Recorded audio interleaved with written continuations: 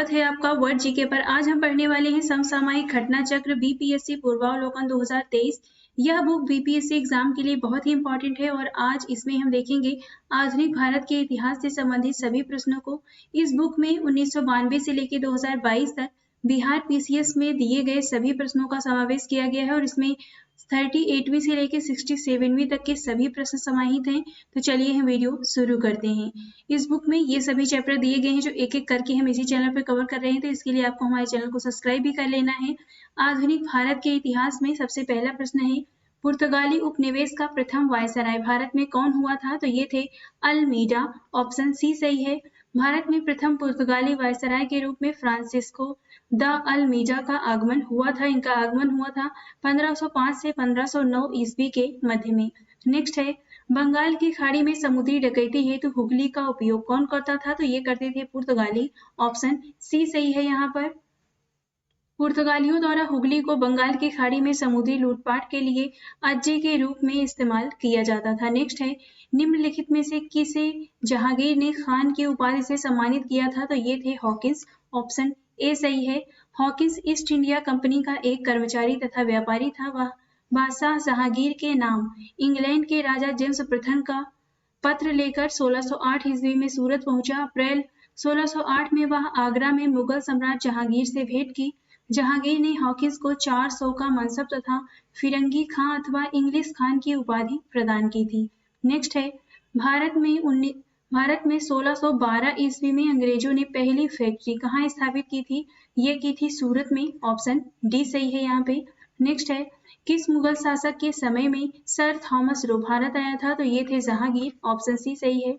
Sir Thomas Roe Britain के राजा James प्रथम के दूत के रूप में सितंबर 1615 ईस्वी में सूरत पहुंचा तथा जनवरी 1616 में वह अजमेर में मुगल शासक जहांगीर के दरबार में उपस्थित हुआ था। नेक्स्ट है, डच ईस्ट इंडिया कंपनी ने किस वर्ष अपनी फैक्ट्री पटना में स्थापित की थी? तो ये की थी 1632 में। ऑप्शन बी सही है यहाँ पे। निम्नलिखित में से प्रथम कर्नाटक युद्ध का कौन सा तत्कालिक कारण था? तो यहाँ पे ऑप्शन डी है सही। अंग्रेजों द्वारा फ्रांसीसी जहाजों का अधिग्रहण किए जाने पर प्रथम कर्नाटक युद्ध हुआ था। नेक्स्ट है, अगला प्रश्न है, 1760 का प्रसिद्ध वाड़ीवास का युद्ध अंग्रेजों द्वारा किसके खिलाफ लड़ा गया था? तो ये लड़ा गया था फ्रांसीसी के खिलाफ। ऑप्शन ए यहाँ पे सही है। इसके बारे में जानते हैं। वाड़ीवास युद्ध जनवरी 1760 में हुआ था। अंग्रेजों तथा फ्रांसीसियों के मध्य युद्ध में फ्रांसीसी पराजित हुए। अंग्रेजी सेना का नेतृत्व सर आयरकोट ने, जबकि फ्रांसीसी सेना का नेतृत्व काउंट डी लाली ने किया था। निम्नलिखित में से किस अंग्रेज अधिकारी ने पुर्तगालियों को स्वाली के स्थान पर हराया था? तो ऑप्शन बी सही है। ये थे थॉमस बेस्ट। नेक्स्ट है, उस क्षेत्र की पहचान करें जहां से यूरोप वासियों को सर्वोत्तम सोरा और अफीम प्राप्त होता था। तो ये क्षेत्र है बिहार से प्राप्त होता था। अगला प्रश्न है, अंग्रेजी शासन काल में भारत का कौन सा क्षेत्र अफीम उत्पादन हेतु प्रसिद्ध था? तो ये क्षेत्र था बिहार। नेक्स्ट है, इलाहाबाद की संधि के बाद रॉबर्ट क्लाइव ने मुर्शिदाबाद का उप दीवान किसे बनाया था? तो ये बनाया था मोहम्मद रजा खान को। ऑप्शन ए सही है।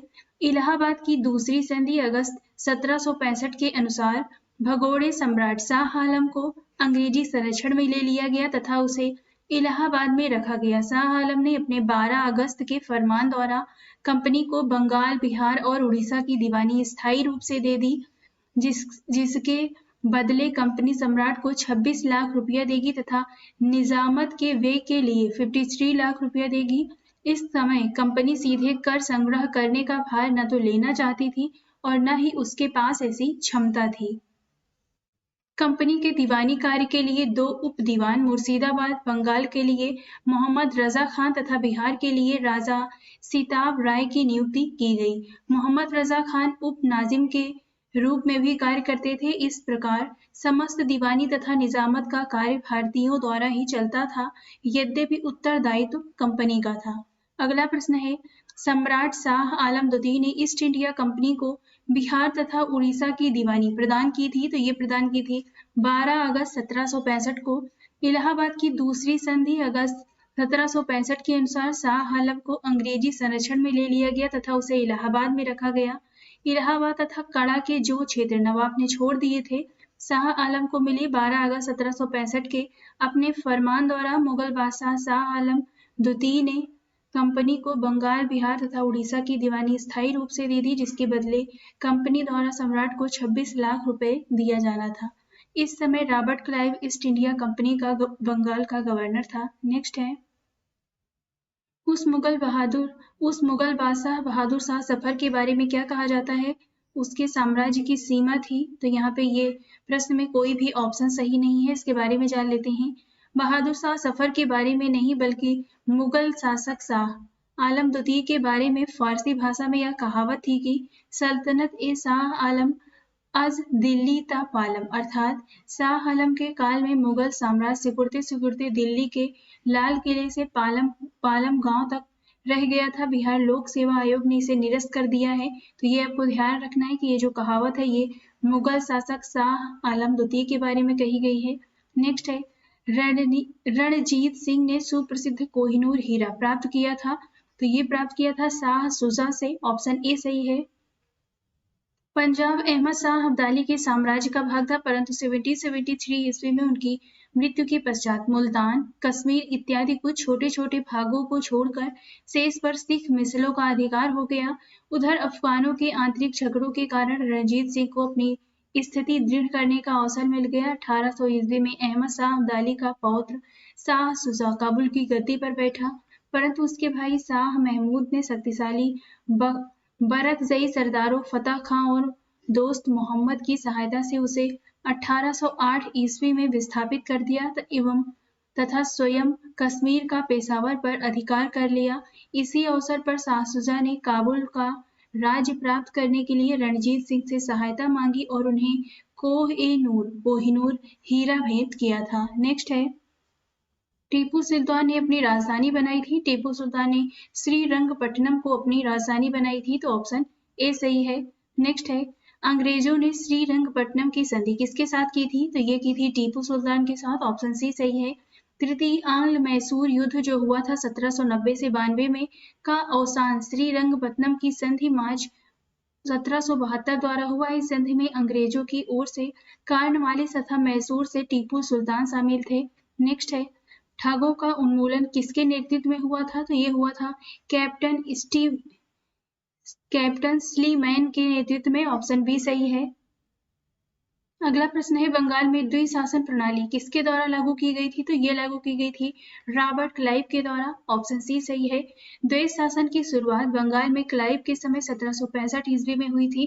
वॉरेन हेस्टिंग्स के काल में 1772 ईस्वी में कोर्ट ऑफ डायरेक्टर्स ने दोहरी शासन प्रणाली को समाप्त करने का निर्णय लिया तथा कलकत्ता परिषद एवं उसके प्रधान को आज्ञा दी कि वे स्वयं दीवान बने तथा बंगाल, बिहार तथा उड़ीसा के प्रबंध को अपने हाथों में ले लें। वॉरेन हेस्टिंग्स ने दोनों उप दीवानों मोहम्मद रजा खां और राजा सिताब राय को पदच्युत कर दिया था। नेक्स्ट है, द्वैत शासन का जनक किसे कहा जाता है? तो किसे माना जाता है? तो ये है sir Leonid Curtis. Option D सही है। यहाँ पर सर लियोनिस कार्टिस को द्वैत शासन का जनक माना जाता है। इसमें दीवानी, विजारत, कानून व्यवस्था की जिम्मेदारी अलग कर दी गई थी। नेक्स्ट है, भारत में प्रथम रेलवे लाइन किस ब्रिटिश गवर्नर के समय में बिछाई गई थी? तो ऑप्शन ए सही है। लॉर्ड डलहौजी के समय में पहली बार भारत में रेलवे लाइन बिछाई गई थी। भारत में रेल निर्माण की दिशा में प्रथम प्रयास ब्रिटिश गवर्नर लॉर्ड डलहौजी द्वारा किया गया। प्रथम रेलवे लाइन 1853 ईस्वी में बंबई से ठाणे के बीच डलहौजी के समय बिछाई गई थी। दूसरी रेलवे लाइन 1854 ईस्वी में कलकत्ता से रानीगंज के बीच में बिछाई गई। नेक्स्ट है, मुंगेर का बरहिया ताल विरोध का उद्देश्य क्या था? ऑप्शन ए सही है। बकास्त भूमि की वापसी की मांग। मुंगेर के बरहिया ताल विरोध का उद्देश्य बकास्त भूमि की वापसी की मांग था। यह आंदोलन वर्ष 1936 से 38 में कार्यानंद शर्मा के नेतृत्व में चलाया गया था। नेक्स्ट है, 1857 में भारत का गवर्नर जनरल कौन था? तो ये थे कैनिंग। ऑप्शन सी सही है। नेक्स्ट है, अंग्रेजी भारतीय सेना में चर्बी वाले कारतूसों से चलने वाली इनफील्ड राइफल कब शामिल की गई थी? तो ये की गई थी दिसंबर 1856 ईस्वी में। दिसंबर 1856 में सरकार ने पुराने लोहे वाली बंदूक ब्राउन बेस के स्थान पर नवीन इनफील्ड राइफल के प्रयोग का निश्चय किया। इन राइफलों में दमदम, अंबाला और सियालकोट से बने चर्बी युक्त कारतूसों का प्रयोग किया जाना था, जिसमें गाय और सूअर की चर्बी लगी होती थी। इस नई राइफल में कारतूस के ऊपर भाग को मुंह से काटना पड़ता था। जनवरी 1857 में बंगाल सेवा में यह अफवाह फैल गई कि चर्बी वाले कारतूस में गाय और सूअर की चर्बी है। सैनिक अधिकारियों ने इस अफवाह की जांच किए बिना तुरंत इसका खंडन कर दिया, किंतु सैनिकों को विश्वास हो गया कि चर्बी वाले कारतूसों का प्रयोग उनके धर्म को भ्रष्ट करने का एक निश्चित प्रयत्न है और यही कारतूस 1857 के विद्रोह का तात्कालिक कारण बना। नेक्स्ट है 1857 के विद्रोह का नेतृत्व बिहार में किसने किया था? तो ये किया था कुंवर सिंह ने। ऑप्शन बी सही है। 1857 में जगदीशपुर में विद्रोह की अगुवाई करने वाले कुंवर सिंह बिहार के आरा जिले से संबंधित थे। नेक्स्ट है बिहार में 1857 के विद्रोह का नेतृत्व किसने किया था? तो ये किया था कुंवर सिंह ने। ऑप्शन सी सही है। जगदीशपुर में किस व्यक्ति ने 1857 के विप्लव में क्रांतिकारियों का नेतृत्व किया? कुंवर सिंह ने किया है। ऑप्शन ए सही है। कुंवर सिंह राजा थे, तो ये थे ऑप्शन सी जगदीशपुर के राजा थे। बिहार के शाहाबाद जिले के जगदीशपुर ग्राम में 1782 ईस्वी में जन्मे कुंवर सिंह ने जगदीशपुर की जमींदारी संभाली थी। जगदीशपुर से उन्होंने ही 1857 के विद्रोह का नेतृत्व किया। 26 अप्रैल 1858 को इनकी मृत्यु हो गई। 1857 के विद्रोह के समय इनके अदम्य साहस, वीरता और कुशल सेना नायकत्व के कारण इन्हें बिहार का सिंह कहा गया। नेक्स्ट है 1857 के विद्रोह के एक नेता कुंवर सिंह किस स्थान से संबंधित थे? जगदीशपुर से। ऑप्शन बी सही है। नेक्स्ट है कुंवर सिंह अंग्रेजों के खिलाफ 1857 के विद्रोह में किस जगह शामिल हुए थे? तो आरा में शामिल हुए थे। ऑप्शन ए सही है। नेक्स्ट है इनमें से किसने 1857 के विद्रोह में भाग लिया था? तो यहाँ पे आपको बताना है। तो इसमें से नाना साहेब कानपुर से भाग लिए थे, ये बात सही है। बेगम हजरत महल लखनऊ से भाग ली थी। मौलवी अहमदुल्ला फैजाबाद से, बेगम जीनत महल जी तो यहाँ पे दिल्ली से। तो यहाँ पे ये चार तो सही है, इसलिए हमारा ऑप्शन ई सही हो जाएगा, क्योंकि उपयुक्त में से एक से अधिक। पटना के 1857 के स्वतंत्रता संग्राम के नेता कौन थे? तो ये थे राजपूत कुंवर सिंह। ऑप्शन बी सही है। 1857 के विद्रोह का बिहार में 15 जुलाई 1857 से 20 जनवरी 1858 तक केंद्र था। तो ये केंद्र था जगदीशपुर। ऑप्शन डी सही है। जगदीशपुर के राजा थे, तो ये थे कुंवर सिंह। ऑप्शन डी सही है। नेक्स्ट है कुंवर सिंह ने 1857 के विद्रोह का नेतृत्व किस प्रांत से किया था? बिहार से किया था। ऑप्शन सी सही है। 1857 के विद्रोह का नेतृत्व बिहार में किसने किया था? कुंवर सिंह ने किया था। ऑप्शन बी सही है। बिहार में 1857 के विद्रोह का नेतृत्व किसने किया था? कुंवर सिंह ने। आपको यहाँ पे ये देखना है कि ये प्रश्न कितनी बार पूछा गया है, तो इसी टाइप के प्रश्न आपको याद करने हैं। Option C. नेक्स्ट है निम्नलिखित में से कौन 1857 के विद्रोह में अंग्रेजों का सबसे कट्टर दुश्मन था? ऑप्शन ए मौलवी अहमदुल्ला शाह। मौलवी अहमदुल्ला शाह ने फैजाबाद में विद्रोह को अपना नेतृत्व प्रदान किया। ये अंग्रेजों के सबसे कट्टर दुश्मन थे। नेक्स्ट है 1857 के विद्रोह को किस उर्दू कवि ने देखा था? तो ये थे गालिब। ऑप्शन सी सही है। निम्नलिखित में से कौन सा ईस्ट इंडिया कंपनी के सिपाहियों को विद्रोही बनाने का कारण नहीं था? तो यहाँ पे ऑप्शन डी अधिकारियों की अक्षमता, ये नहीं है। इसके अलावा ये तीनों कारण सही हैं। नेक्स्ट है निम्नलिखित वर्गों में किसने 1857 के विद्रोह में भाग नहीं लिया? तो यहाँ पे ऑप्शन डी सही है। दूसरा और तीसरा। यहाँ पे दूसरा और तीसरा क्या है? दूसरा और चौथा साहूकार और जमींदार ने इसमें भाग नहीं लिया था। खेतीहर मजदूर और कृषकों ने इसमें भाग लिया था। नेक्स्ट है निम्नलिखित में से कौन सा कथन सही है? यहाँ पे आपको बताना है कि इसमें से कौन सा कथन सही है। तो यहाँ पे 4 ऑप्शन दिए गए हैं और जो सही कथन है वो है पहला। बाकी के 3 और दिए गए हैं, आप स्वयं से पढ़ लीजिए।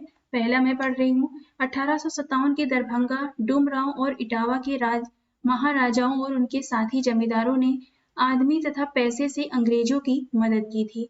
नेक्स्ट है 1857 के स्वतंत्रता संग्राम में बिहार के कुछ प्रमुख जमींदारों ने अंग्रेजों की धन एवं जन दोनों से बड़ी सहायता की थी। अंग्रेजों को इस प्रकार की मदद पहुंचाने वाले जमींदारों में दरभंगा, डुमरांव एवं हटवा के जमींदार शामिल थे। 1857 के विद्रोह से बिहार का कौन सा भाग अप्रभावित रहा है? तो यहाँ पे 5 ऑप्शन दिए गए हैं। इसमें जो सही आंसर है वो है दूसरा। बी है इसमें केवल पांच अप्रभावित रहा, बाकी दानापुर, आरा, पटना और मुजफ्फरपुर ये चारों प्रभावित रहे हैं। 1857 के विद्रोह के दौरान बिहार में आरा, दानापुर, पटना, मुजफ्फरपुर तथा शाहाबाद विद्रोह के प्रमुख के थे। पटना में पीर अली, इसे रहने दीजिए, इतना ही याद करना है इसमें। नेक्स्ट है 1857 का विद्रोह लखनऊ में किसके नेतृत्व में आगे बढ़ा था, तो ये थी बेगम हजरत महल, ऑप्शन ए सही है। अवध लखनऊ में विद्रोह का प्रारंभ 30 मई 1857 को हुआ। यहाँ विद्रोह का नेतृत्व बेगम हजरत महल ने किया और अपने अल्पवयस्क पुत्र वीर जिस कादिर को नवाब घोषित किया। नेक्स्ट है 1857 का विद्रोह मुख्यतः किस कारण से असफल रहा, तो यहाँ पे ऑप्शन बी सही है, किसी असामान्य योजना और केंद्रीय संगठन की कमी के कारण असफल रहा। नेक्स्ट है यहाँ पे एक कथन कारण दिया गया है, विचार कीजिए। कथन है 1857 में प्रथम स्वतंत्रता संग्राम ब्रिटिश सरकार ने स्वतंत्रता प्राप्त करने में असफल रहा। 1857 में प्रथम स्वतंत्रता संग्राम ब्रिटिश सरकार से स्वतंत्रता प्राप्त करने में असफल रहा क्योंकि बहादुर शाह जफर के नेतृत्व को जन सहयोग नहीं मिला और अधिकांश महत्वपूर्ण रियासतों के शासक उनका साथ देने में कतरा गए। तो यहाँ पे पहला सही है, ऑप्शन ए। यहाँ पे दोनों का और का यानी कथन और कारण दोनों सही है और कथन कारण का यहाँ पे सही स्पष्टीकरण है। नेक्स्ट है महारानी विक्टोरिया ने भारतीय प्रशासन को ब्रिटिश ताज के नियंत्रण में लेने की घोषणा कब की थी? 1 नवंबर 1858 को, ऑप्शन ए सही है। 1857 की क्रांति के दमन के पश्चात 1 नवंबर 1858 को महारानी विक्टोरिया ने भारतीय प्रशासन को ब्रिटिश ताज के नियंत्रण में लेने की घोषणा की। इस घोषणा के बाद भारत में कंपनी के शासन को समाप्त कर भारत को सीधे ब्रिटिश क्राउन के अधीन कर दिया गया। एक भारत मंत्री या सचिव तथा 15 सदस्यों वाली इंडियन काउंसिल की स्थापना की गई। तत्कालीन गवर्नर जनरल लॉर्ड कैनिंग को ही भारत का प्रथम वायसराय बनाया गया।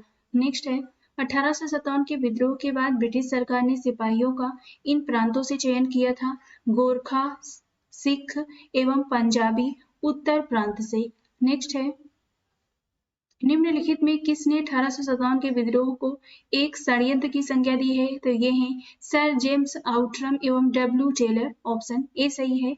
सर जेम्स आउट्रम एवं डब्ल्यू टेलर ने 1857 के विद्रोह को हिंदू मुस्लिम षड्यंत्र का परिणाम बताया है। आउट्रम का विचार था कि यह मुस्लिम षड्यंत्र था जिसमें हिंदू शिकायतों का लाभ उठाया जाए। जॉन लॉरेंस और सीले के अनुसार वह केवल असैनिक विद्रोह था। सर जॉन सीले के अनुसार 1857 का विद्रोह एक पूर्णतः देशभक्ति रहित और स्वार्थी सैनिक विद्रोह था जिसमें न कोई स्थानीय नेतृत्व ही था और न ही इसे सर्वसाधारण का समर्थन प्राप्त था। उनके अनुसार यह एक संस्थापित सरकार के विरुद्ध भारतीय सेना का विद्रोह था। नेक्स्ट है 1857 के विद्रोह को किसके द्वारा प्रथम भारतीय स्वतंत्रता संग्राम के रूप में वर्णित किया गया था, तो ये है वी.डी. सावरकर, ऑप्शन ए सही है। वी.डी. सावरकर ने अपनी पुस्तक the Indian war of independence 1857 में 1857 के विद्रोह को सुनियोजित स्वतंत्रता संग्राम या प्रथम भारतीय स्वतंत्रता संग्राम की संज्ञा प्रदान की है। नेक्स्ट है निम्नलिखित में से कौन सा आयोग 1857 के विद्रोह दमन के बाद भारतीय फौज के नौ गठन से संबंधित है, तो ये है पील आयोग, ऑप्शन बी सही है। 1857 के विद्रोह के दमन के बाद ब्रिटिश सरकार ने भारतीय फौज के नौ गठन के लिए पील आयोग का गठन किया जिसने सेना के रेजिमेंटों को जाति, समुदाय और धर्म के आधार पर विभाजित किया। यूरोपीय सैनिकों की संख्या जो 1857 से पूर्व 45,000 थी अब इसे 65,000 कर दी गई तथा भारतीयों की संख्या जो 2,38,000 थी इसे घटाकर 1,40,000 कर दी। बंगाल में यूरोपीय सैनिकों का भारतीय सैनिकों से 1:2 अनुपात रखा गया जबकि मद्रास तथा बंबई में यह अनुपात 1:3 रखा गया। नेक्स्ट है नील विद्रोह किसके बारे में था, तो यहाँ पे जो सही ऑप्शन है वो है सी। रैयत नील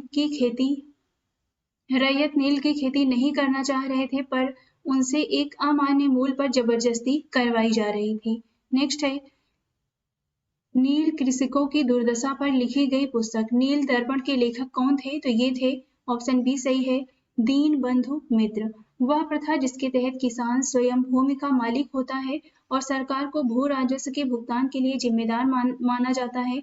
यहाँ पे ये है कौन सी प्रथा है, तो ये है रैयतवाड़ी प्रथा, ऑप्शन बी सही है। रैयतवाड़ी प्रथा के अंतर्गत किसान स्वयं भूमि का मालिक होता है और सरकार को भू राजस्व के भुगतान के लिए जिम्मेदार माना जाता है। नेक्स्ट है पागल पंथ की स्थापना किसने की थी? तो ये की थी करम शाह ने। ऑप्शन बी सही है यहाँ पर। पागल पंथ एक अर्ध धार्मिक संप्रदाय था जिसे उत्तरी बंगाल के करमशाह ने चलाया था। फराजी कौन थे? तो ऑप्शन ए सही है, हाजी शरीयतुल्लाह के अनुयायी थे फराजी। फराजी लोग बंगाल के फरीदपुर के हाजी शरीयतुल्लाह द्वारा चलाए गए संप्रदाय के अनुयायी थे। नेक्स्ट है फरेजी आंदोलन की शुरुआत किसने की थी? तो ये की थी हाजी शरीयतुल्लाह ने। ऑप्शन ए सही है। हुक्का आंदोलन को किसने संगठित किया था? तो ये किया था गुरु रामदास सिंह ने। पश्चिमी पंजाब में हुक्का आंदोलन की शुरुआत 1840 के दशक में भगत जवाहर मल द्वारा की गई, जिन्होंने मुख्यतः सियान साहब के नाम से पुकारा जाता था। गुरु राम सिंह ने हुक्का आंदोलन को संगठित किया तथा जुझारू बनाया। इनका उद्देश्य सिख धर्म में प्रचलित बुराइयों और अंधविश्वासों को दूर कर इस धर्म को शुद्ध करना था। नेक्स्ट है 1857 के दक्कन के दंगों का तत्कालिक कारण क्या था? तो ये था महाजनों के द्वारा ऊंची ब्याज दर। ऑप्शन बी सही है यहाँ पे। अगला प्रश्न है महाराष्ट्र में रामोसी कृषक जत्था किसने स्थापित की थी? तो ये किया था वासुदेव बलवंत फड़के ने। ऑप्शन सी सही है। प्रारंभिक क्रांतिकारियों में अग्रगण्य वासुदेव बलवंत फड़के ने बंबई प्रेसिडेंसी के रामोसी जनजाति के लोगों को संगठित करके प्रशिक्षित लड़ाकू बल में परिवर्तित किया। इन्हें काला पानी की सजा दी गई। 1883 ईस्वी में आमरण अनशन से इनकी मृत्यु हो गई। नेक्स्ट है रामोसी विद्रोह सही रूप से किस भौगोलिक इलाके में हुआ था? तो ये हुआ था पश्चिमी घाट में। ऑप्शन डी सही है यहाँ पे। वघेरा विद्रोह कहाँ पर हुआ था? बड़ौदा में हुआ था। ऑप्शन डी सही है। वघेरा विद्रोह 1818 ईस्वी में अंग्रेज सरकार के विरुद्ध किया गया। वघेरा विद्रोह बड़ौदा में हुआ। बड़ौदा के गायकवाड़ों ने अंग्रेजी सेना की सहायता से वघेरों से अधिक कर एकत्र करने का प्रयास किया, जिसके परिणाम स्वरूप वघेरा सरदारों ने विद्रोह कर दिया। 1818 से 1819 के मध्य अंग्रेजी प्रदेश पर भी आक्रमण किया गया। यह विद्रोह 1820 ईस्वी के आसपास समाप्त हो गया। नेक्स्ट है मानव बलि प्रथा का निषेध करने के कारण अंग्रेजों के विरुद्ध विद्रोह करने वाली जनजाति का क्या नाम था? तो ये थी खोट जनजाति। ऑप्शन बी सही है यहाँ पर। छोटा नागपुर जनजाति विद्रोह कब हुआ था? तो यहाँ पे जो ऑप्शन है वो सही नहीं है, इसके बारे में जान लेते हैं। छोटा नागपुर जनजाति विद्रोह के नाम से कोई विद्रोह नहीं हुआ है, फिर भी इस क्षेत्र में हुए विद्रोह की एक लंबी श्रृंखला है जिसे अलग अलग नामों से जाना जाता है। दिए गए विकल्प में कोई भी तिथि किसी भी विद्रोह का सही समय नहीं है। इस क्षेत्र में कोल विद्रोह 1831-32 में हुआ, संथाल हुआ था 1855-56 में तथा मुंडा विद्रोह 1899 में हुआ था, अतः यहाँ पे कोई भी विकल्प सही नहीं है। नेक्स्ट है 1855 ईस्वी में संथालों ने किस अंग्रेज कमांडर को हराया था? तो ऑप्शन यहाँ पे सी सही है, ये है मेजर बारो। 1855 ईस्वी में संथालों ने भागलपुर के क्षेत्र में भोगना जी तालुके में विद्रोह कर दिया था। इन्होंने एक साथ पुलिस और दिकुओं होता है जो बाहर के लोगों को दिक बोला जाता है, दिकुओं पर आक्रमण किए गए थे, जिसका नेतृत्व सिद्धो कान्हो चांद और भैरव ने किया था। संथाल विद्रोह को दबाने के लिए मेजर बारो के नेतृत्व में एक सेना भेजी गई जिसे संथालों ने हरा दिया था। नेक्स्ट है ईस्वी सन 1855 में संथाल विद्रोह का नेतृत्व किसने किया था? तो ये किया था सिद्धो और कान्हो ने। ऑप्शन यहाँ पे ए सही है। मुंडवों ने विद्रोह खड़ा किया था, कब किया था? 1895 में। ऑप्शन डी सही है। मुंडा आदिवासियों का विद्रोह 1899 से 1900 ईस्वी के बीच हुआ। इसका नेतृत्व बिरसा मुंडा ने किया था। मुंडा जाति में सामूहिक खेती का प्रचलन था, लेकिन जागीरदारों, ठेकेदारों, बनियों और सूदखोरों ने सामूहिक खेती की परंपरा पर हमला बोला। मुंडा सरदार 30 वर्ष तक सामूहिक खेती के लिए लड़ते रहे, किंतु विकल्प में निकटतम उत्तर 1895 दिया गया है, इसलिए सही जो उत्तर होगा वो विकल्प डी होगा। 1895 ईस्वी में बिरसा ने अपने आप को भगवान का दूत घोषित किया, तो यहाँ पे जो सही ऑप्शन है वो 1895 होगा, यानी ऑप्शन डी। नेक्स्ट है उल गुलाल विद्रोह किससे जुड़ा था? तो ये जुड़ा था बिरसा मुंडा से। ऑप्शन डी सही है इसमें भी। नेक्स्ट है बिरसा मुंडा का कार्य क्षेत्र कौन सा था? तो ये था रांची। ऑप्शन बी सही है यहाँ पर। 1899 से 1900 ईस्वी की मुंडा क्रांति का नेता कौन था? तो ये थे बिरसा मुंडा। ऑप्शन सी सही है। अगला प्रश्न है, बिरसा मुंडा किसके पक्ष में थे? तो ऑप्शन ए झारखंड के पक्ष में थे। इसके बारे में जानते हैं। बिरसा मुंडा झारखंड के पक्ष में थे, यद्यपि बिरसा मुंडा का आंदोलन असफल हो गया एवं झारखंड राज्य की स्थापना अधूरी रह गई। कालांतर में जब बिहार का विभाजन कर झारखंड राज्य की स्थापना की गई, तब बिरसा मुंडा को श्रद्धांजलि देने हेतु झारखंड राज्य की स्थापना बिरसा मुंडा के जन्म दिवस अर्थात 15 नवंबर के दिन की गई। नेक्स्ट है, 1831 में बुद्धू भगत के नेतृत्व में कोल विद्रोह किस क्षेत्र में हुआ था? तो ये हुआ था सिंहभूम में। ऑप्शन बी सही है यहाँ पर। हौज विद्रोह हुआ था, तो कब हुआ था? ये हुआ था 1820 से 21 के दौरान में हुआ था। हौज विद्रोह 1820-21 ईस्वी में हुआ था, जिसका केंद्र संथाल परगना था। नेक्स्ट है, किस स्थान पर आदिवासियों ने अंग्रेजों के खिलाफ विद्रोह किया था? तो ये किया था यहाँ पे ऑप्शन ई सही है। छोटा नागपुर की हो एवं मुंडा जनजातियों ने 1820-22 ईस्वी तथा पुनः 1831 ईस्वी में ब्रिटिश सेनाओं को चुनौती दी थी इस क्षेत्र में। इस कारण 1837 ईस्वी तक अशांति व्याप्त रही। सिंध के जनजातियों ने भी लगातार अंग्रेजों के विरुद्ध विद्रोह किया था। नेक्स्ट है, इनमें से किसने अंग्रेजी ईस्ट इंडिया कंपनी के कंट्रोल के खिलाफ बगावत नहीं की? ऑप्शन बी सही है, हैदराबाद के निजाम ने। बंकिम चंद्र चटर्जी के आनंद मठ में किस विद्रोह का उल्लेख है? तो ये है ऑप्शन ए सही है, इसमें सन्यासी विद्रोह का उल्लेख है। अफगानिस्तान के प्रति आक्रामक नीति किस वायसराय ने अपनाई थी? तो ये अपनाई थी लॉर्ड लिटन ने। ऑप्शन बी सही है। 1876 ईस्वी में लॉर्ड लिटन के वायसराय बनकर आने पर अफगानिस्तान के प्रति अपनाई गई नीति में परिवर्तन आया। कुशल अकर्मण्यता की नीति के स्थान पर अग्रगामी नीति का अनुसरण होने लगा। 1878 ईस्वी में द्वितीय आंग्ल अफगान युद्ध शुरू हुआ। 1879 ईस्वी में गंडमक की संधि की गई। नेक्स्ट है, 1878 ईस्वी का वर्नाकुलर प्रेस एक्ट किसने रद्द कर दिया था? तो ये किया था लॉर्ड रिपन ने। ऑप्शन ए सही है। लॉर्ड रिपन ने 1882 ईस्वी में वर्नाकुलर प्रेस एक्ट को रद्द कर दिया और भारतीय भाषाओं के समाचार पत्रों को अंग्रेजी भाषा के समाचार पत्रों के समान ही स्वतंत्रता दी। ज्ञातव्य है कि वर्नाकुलर प्रेस एक्ट 1878 में लॉर्ड रिपन के कार्यकाल में पारित हुआ था। नेक्स्ट है, स्थायी बंदोबस्त किसके साथ किया गया था? तो ये किया गया था जमींदारों के साथ में। ऑप्शन ए सही है। 1793 ईस्वी में कॉर्नवालिस ने भू राजस्व की स्थायी बंदोबस्त प्रणाली का प्रारंभ किया। इसे इस्तमरारी, जागीरदारी, मालगुजारी एवं बीसवेदारी आदि भिन्न भिन्न नामों से भी जाना जाता है। यह व्यवस्था बंगाल, बिहार, उड़ीसा तथा उत्तर प्रदेश के वाराणसी एवं उत्तरी कर्नाटक में लागू थी। इसके अंतर्गत समूचे ब्रिटिश भारत के क्षेत्रफल का लगभग 19% हिस्सा शामिल था। इस व्यवस्था के अंतर्गत जमींदारों के एक नए वर्ग को भूस्वामी घोषित कर दिया गया, जिसे भूमि के लगान का 10/11 भाग कंपनी को देना होता था तथा 1/11 भाग अपनी सेवाओं के लिए अपने पास रखना होता था। स्थायी बंदोबस्त के अंतर्गत जमींदार छोटे पूंजीपति थे। नेक्स्ट है, बिहार में परमानेंट सेटलमेंट लागू करने का कारण क्या था? तो ऑप्शन सी सही है, भू राजस्व का निर्णय करना। लॉर्ड कॉर्नवालिस के समय भू राजस्व व्यवस्था आरंभ में 10 वर्षीय व्यवस्था के रूप में 1790 ईस्वी में लागू की गई थी, जो 22 मार्च 1793 को परमानेंट सेटलमेंट यानी स्थायी बंदोबस्त के रूप में स्थापित की गई। इस व्यवस्था को बिहार में लागू करने का कारण जमींदारों के लिए जमीन पर वंश परंपरागत अधिकार को स्वेच्छा से हस्तांतरित करना तथा मूल कारण कंपनी के लिए भू राजस्व की एक निश्चित राशि तय करना था। नेक्स्ट है, रैयतवाड़ी व्यवस्था सर्वप्रथम कहाँ लागू की गई थी? तो ये की गई थी मद्रास में। ऑप्शन बी सही है। रैयतवाड़ी व्यवस्था सर्वप्रथम मद्रास प्रेसिडेंसी में अलेक्जेंडर रीड के द्वारा 1792 ईस्वी में तमिलनाडु के 12 महल क्षेत्र में लागू किया गया। इसके बाद यह व्यवस्था बंबई प्रेसिडेंसी में भी लागू हुई। टॉमस मुनरो का संबंध रैयतवाड़ी व्यवस्था से है। नेक्स्ट यहाँ पे डेट डेस है, इसमें फिल किया जाएगा 1885। 1885 में बंगाल और बिहार में भूमि पर किराएदारों के अधिकारों को बंगाल किराएदारी अधिनियम द्वारा दिया गया था। इसके बारे में जानते हैं। 1793 ईस्वी में लॉर्ड कॉर्नवालिस द्वारा स्थायी बंदोबस्त को लागू किया गया, जिसने जमींदारों को कई अधिकार प्रदान किए। 19वीं शताब्दी तक आते आते भूमि की मांग बढ़ने लगी और भूमि मालिकों ने किराए में बढ़ोतरी की।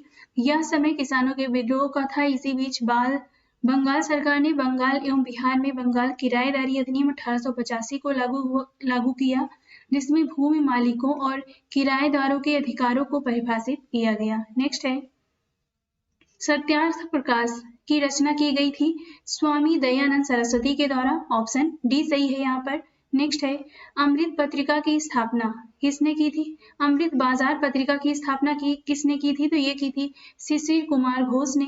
अमृत बाजार पत्रिका की स्थापना मोतीलाल घोष तथा शिशिर कुमार घोष ने 1868 ईस्वी में कलकत्ता में की थी। नेक्स्ट है निम्न अखबारों में से कौन सा मुख्यतः उदारवादियों की नीतियों का प्रचारक था? तो ऑप्शन बी सही है यहाँ पे, लीडर है।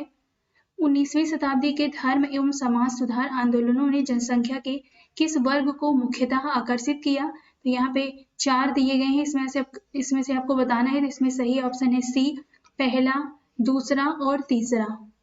उदारवादी रजवाड़ों इसमें ये नहीं होगा। नेक्स्ट है भारतीय पुनर्जागरण आंदोलन के पिता कौन थे? तो ऑप्शन डी सही है, ये थे राजा राम मोहन राय। राजा राम मोहन राय को भारतीय पुनर्जागरण का पिता, भारतीय राष्ट्रवाद का पैगंबर, अतीत और भविष्य के मध्य सेतु, भारतीय राष्ट्रवाद का जनक, आधुनिक भारत का पिता, प्रथम आधुनिक पुरुष तथा युग दूत कहा गया। नेक्स्ट है निम्नलिखित में से कौन आत्मीय सभा के संस्थापक थे? ऑप्शन ए राजा राम मोहन राय। ब्रह्म समाज की स्थापना हुई थी, तो यहाँ पे कोई भी ऑप्शन सही नहीं है, इसके बारे में जानते हैं। राजा राम मोहन राय ने 20 अगस्त 1828 को ब्रह्म सभा नाम से एक नए समाज की स्थापना की, जिसे आगे चलकर ब्रह्म समाज के नाम से जाना गया। नेक्स्ट है राजा राम मोहन राय द्वारा ब्रह्म समाज की स्थापना की गई थी। ऑप्शन सी 1828 ईस्वी में। सती को गैर कानूनी किसने घोषित किया? ये किया था विलियम बेटिंग ने। ऑप्शन बी सही है यहाँ पे। विलियम बेटिंग ने दिसंबर 1829 में नियम 17 द्वारा सती प्रथा पर प्रतिबंध लगा दिया। प्रारंभ में यह कानून केवल बंगाल प्रेसिडेंसी में लागू किया गया, परंतु 1830 ईस्वी में इसे बंबई और मद्रास प्रेसिडेंसियों में भी लागू किया गया। नेक्स्ट है प्रार्थना समाज के संस्थापक कौन थे? आत्माराम पांडुरंग। ऑप्शन ए सही है यहाँ पे। प्रार्थना समाज की स्थापना 1867 ईस्वी में बंबई में आचार्य केशव चंद्र सेन की प्रेरणा से आत्माराम पांडुरंग द्वारा की गई थी। नेक्स्ट है 19वीं शताब्दी के उत्तरार्ध में नव हिंदूवाद के सर्वश्रेष्ठ प्रतिनिधि थे, ये थे स्वामी विवेकानंद। ऑप्शन बी सही है यहाँ पे। अगला प्रश्न है किसने इनमें से 1893 में शिकागो में आयोजित धर्म संसद में भाग लिया था? ऑप्शन बी, ये थे स्वामी विवेकानंद। स्वामी विवेकानंद ने रामकृष्ण मिशन की स्थापना किस वर्ष की थी? तो ये किया था 1897 में। ऑप्शन डी सही है यहाँ पे। दयानंद सरस्वती द्वारा स्थापित है इसमें से क्या? तो ऑप्शन बी आर्य समाज। दयानंद सरस्वती मूल शंकर ने 1875 ईस्वी में बंबई में आर्य समाज की स्थापना की, जिसका मुख्य उद्देश्य प्राचीन वैदिक धर्म की शुद्ध रूप से पुनः स्थापना करना था। नेक्स्ट है किसने 1873 में सत्य शोधक समाज की स्थापना की थी? तो ये की थी ज्योतिबा फुले ने। नेक्स्ट है सत्य शोधक समाज की स्थापना किसने की थी? ऑप्शन बी ज्योतिबा फुले ने। थियोसोफिकल सोसाइटी की स्थापना किसने की थी? ऑप्शन ए मैडम HP ब्लावेट्स्की ने किया था। थियोसोफिकल सोसाइटी की स्थापना एक रूसी महिला मैडम HP ब्लावेट्स्की, अमेरिकी सैनिक अधिकारी कर्नल अलकांट विलियम कॉन जस एवं अन्य द्वारा 1875 ईस्वी में न्यूयॉर्क में की गई थी। इस सोसाइटी के संस्थापक 1882 ईस्वी में मद्रास के पास अडियार नामक स्थान पर सोसाइटी का मुख्यालय स्थापित किए, जो बाद में इसका अंतर्राष्ट्रीय कार्यालय बना। इसका मुख्य उद्देश्य प्राचीन हिंदू धर्म के लोगों के आत्मविश्वास को जगाना और बढ़ाना तथा धर्म को समाज सेवा का मुख्य आधार बनाना था। नेक्स्ट है भारतीय राष्ट्रीय कांग्रेस की प्रथम महिला अध्यक्ष कौन थी? ऑप्शन बी, ये थी श्रीमती एनी बेसेंट। नेक्स्ट है भारतीय राष्ट्रीय कांग्रेस की प्रथम महिला अध्यक्ष कौन थी? तो ये थी एनी बेसेंट। ऑप्शन बी सही है। भारत में नारी आंदोलन इनकी प्रेरणा से प्रारंभ हुआ। ऑप्शन डी ज्योतिबा फुले की। अगला प्रश्न है प्रार्थना समाज, यंग इंडिया, लोकहितवादी, सत्य शोधक समाज, रहनुमाई मजदेवसन सभा के लिए निम्न विकल्पों में से सही संयोजक पहचानिए। तो यहाँ पे जो सही विकल्प है वो है ऑप्शन बी आत्माराम पांडुरंग, मोहनदास करमचंद्र गांधी, गोपाल हरि देशमुख, ज्योतिबा फुले, नरोरी फुरदोंजी। तो यहाँ पे आप मिला लीजिएगा, ये इसके लिए ऑप्शन बी सही है। इसके बारे में यहाँ पे देख लेते हैं। प्रार्थना समाज की स्थापना 1867 ईस्वी में बंबई में आचार्य केशव चंद्र सेन की प्रेरणा से आत्माराम पांडुरंग द्वारा की गई। महात्मा गांधी के द्वारा प्रारंभ किए गए समाचार पत्र थे इंडियन ओपिनियन, हरिजन, यंग इंडिया तथा नवजीवन। महाराष्ट्र में समाज सुधारक गोपाल हरि देशमुख लोकहितवादी के रूप में प्रख्यात थे। 1873 ईस्वी में सत्य शोधक समाज की स्थापना ज्योतिबा फुले ने की थी। 1851 ईस्वी में नरोजी फुरदोंजी ने अन्य पारसी सहयोगियों के साथ रहनुमाई मज देवसन सभा की स्थापना की। इस प्रकार विकल्प बी यहाँ पे सही संयोजक है। नेक्स्ट है नाई धोबी वंश सामाजिक बायकट का एक स्वरूप था जो 1919 में किसानों द्वारा प्रतापगढ़ में चलाया गया था। ऑप्शन यहाँ पे ए सही है। नेक्स्ट है पंजाब भूमि हस्तांतरण अधिनियम कब पारित किया गया था? ऑप्शन सी 1900 ईस्वी में पारित किया गया था। पंजाब भूमि हस्तांतरण अधिनियम 1900 ईस्वी में पारित किया गया जिससे कृषकों को भूमि का गैर कृषकों के पास हस्तांतरित होना समाप्त हो गया। नेक्स्ट है अवध के एका आंदोलन का उद्देश्य क्या था? ऑप्शन यहाँ पे डी सही है। लगान का नगद में परिवर्तन। ऑप्शन डी सही है। नेक्स्ट है स्वामी सहजानंद का संबंध था, इनका संबंध था बिहार के किसान आंदोलन के साथ में। ऑप्शन सी सही है। स्वामी सहजानंद ने बिहार प्रांतीय किसान सभा की स्थापना की थी और वे अखिल भारतीय किसान सभा के एक प्रमुख नेता भी थे। उनका संबंध बिहार के किसान आंदोलन से था। इसने इनके कृषि सुधार कार्यक्रम का वास्तविक संबंध जमींदारी प्रथा का उन्मूलन तथा कृषकों को मालिकाना अधिकार दिलाना था। किसानों के प्रति इनकी समर्पित सेवाओं के कारण इन्हें किसान प्राण कहा जाने लगा था। स्वामी सहजानंद निम्न में से किससे संबंधित थे? ऑप्शन सी बिहार में किसान आंदोलन से संबंधित है। नेक्स्ट है इनमें से कौन बिहार में किसान आंदोलन के साथ जुड़े थे? ऑप्शन ए सही है इसमें राजेंद्र प्रसाद। सुरक्षा प्रकोष्ठ की नीति संबंधित है तो ऑप्शन ए वॉरेन हेस्टिंग्स से। सुरक्षा प्रकोष्ठ या घेरे की नीति वॉरेन हेस्टिंग्स तथा वेली जली से संबंधित थे। नेक्स्ट है निम्नलिखित में से किसने बंगाल में द्वैत शासन प्रणाली को समाप्त किया था? ऑप्शन सी वॉरेन हेस्टिंग्स ने समाप्त किया था। लॉर्ड वेली जली की सहायक संधि को स्वीकार करने वाला पहला मराठा सरदार कौन था? तो ये थे पेशवा बाजीराव द्वितीय। ऑप्शन ए सही है यहाँ पे। अगला प्रश्न है महारानी विक्टोरिया को भारत की सामग्री नियुक्त किया गया था। यह किया गया था 1877 ईस्वी में।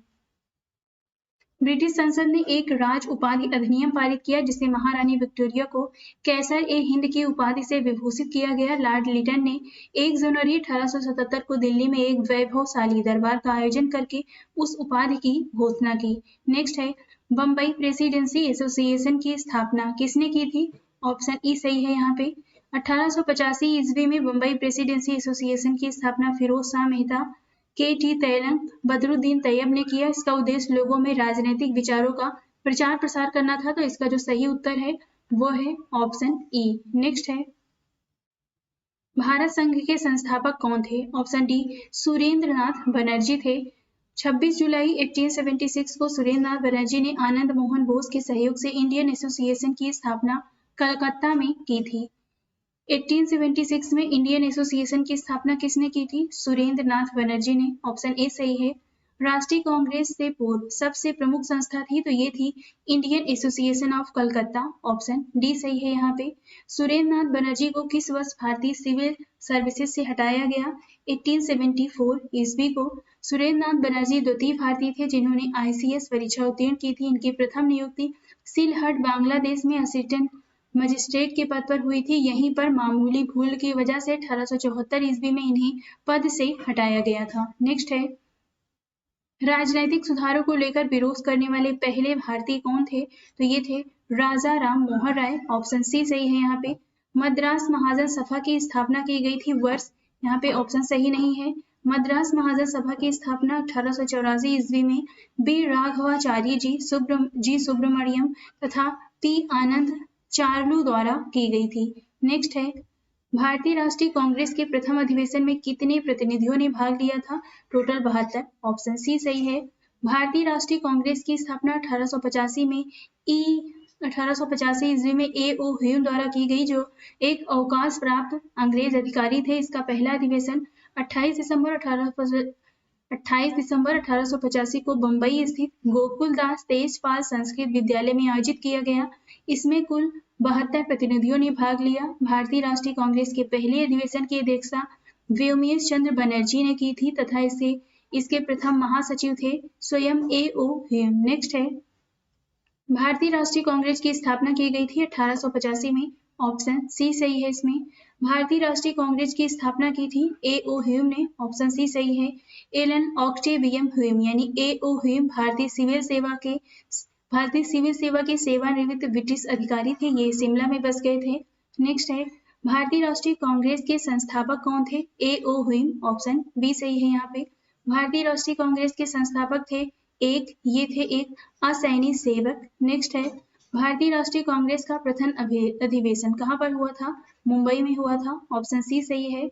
भारतीय राष्ट्रीय कांग्रेस के दूसरे अधिवेशन की अध्यक्षता किसने की थी? ये की थी दादा भाई नौरोजी ने। ऑप्शन सी सही है। कांग्रेस का दूसरा अधिवेशन 1886 ईस्वी में कलकत्ता में हुआ था। इसकी अध्यक्षता दादा भाई नौरोजी ने की थी। महात्मा गांधी ने भारतीय राष्ट्रीय कांग्रेस के किस अधिवेशन की अध्यक्षता की थी? 1924 में किया था। दिसंबर 1924 में बेलगांव में कांग्रेस के 39वें वार्षिक अधिवेशन की अध्यक्षता महात्मा गांधी ने किया था। नेक्स्ट है, इंडियन नेशनल कांग्रेस की प्रथम भारतीय महिला अध्यक्ष कौन थी? तो ये थी सरोजनी नायडू। ऑप्शन सी सही है। सरोजनी नायडू प्रख्यात कवयित्री और राष्ट्रवादी नेत्री थी। वर्ष 1925 में कानपुर में हुए भारतीय राष्ट्रीय कांग्रेस के 40वें वार्षिक अधिवेशन में कांग्रेस की प्रथम भारतीय महिला अध्यक्ष बनी थी। नेक्स्ट है, भारतीय राष्ट्रीय कांग्रेस का 27वां अधिवेशन किस स्थान पर हुआ था? बांकीपुर में हुआ था। ऑप्शन डी सही है।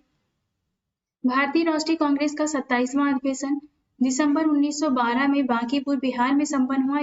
इस अधिवेशन की अध्यक्षता R.N. मुधोलकर ने की थी। इसी अधिवेशन में A.O. ह्यूम को कांग्रेस का पिता कहा गया।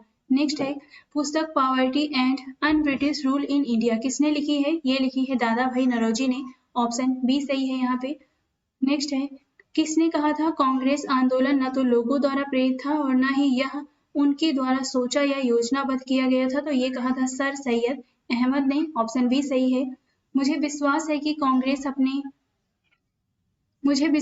कांग्रेस अपने विनाश की तरफ जा रही है और मेरी यह बड़ी इच्छा भारत में रहते होगी कि इसके शांति प्रिय निधन के लिए इसका सहायक बनूं। या किसने लिखा था? ये लिखा था लॉर्ड कर्जन ने। ऑप्शन यहाँ पे सी सही है। नेक्स्ट है, निम्नलिखित में से किस वायसराय के कार्यकाल में भारतीयों को राय बहादुर और खान बहादुर उपाधियां प्रदान करना प्रारंभ हुआ? ऑप्शन बी लॉर्ड लिजन के। नेक्स्ट है, अधिकतर नरमपंथी नेता थे शहरी क्षेत्र से। ऑप्शन बी सही है यहाँ पे। नेक्स्ट है, निम्न में से कौन उग्रपंथी नहीं था? तो यहाँ पे गोपाल कृष्ण गोखले उग्रपंथी नहीं थे। मदन लाल, बाल गंगाधर तिलक, उधम सिंह, ये सभी उग्रपंथी से संबंधित थे। नेक्स्ट है, भारत सेवक समाज की स्थापना किसने की थी? ऑप्शन सी गोपाल कृष्ण गोखले ने की थी। वर्ष 1905 में पूना में गोपाल कृष्ण गोखले ने भारत सेवक मंडल की स्थापना की, जिसका उद्देश्य भारत सेवा के लिए प्रचारक तैयार करना था और संवैधानिक रूप से भारतीय जनता के सच्चे हितों को प्रोत्साहन देना था। नेक्स्ट है, 1905 में सर्वेंट ऑफ इंडिया सोसाइटी की स्थापना किसके द्वारा की गई? गोपाल कृष्ण गोखले के द्वारा। ऑप्शन डी सही है यहाँ पे। रजनी पाउम दत्त ने कहा वे साम्राज्यवाद से लड़ते भी थे और सहयोग भी करते थे। उन्होंने किस राजनैतिक संगठन के बारे में ये कहा है? ऑप्शन ए भारतीय राष्ट्रीय कांग्रेस के। नेक्स्ट है, भारतीय राष्ट्रीय आंदोलन गर्मपंथियों के प्रभावाधीन आया। ये आया था 1906 ईस्वी के बाद में। बाल गंगाधर तिलक लोकमान्य तिलक के नाम से जाना जाने लगा जब, यहाँ पे ई ऑप्शन सही है। कब से जाने लगा ये देख लेते हैं।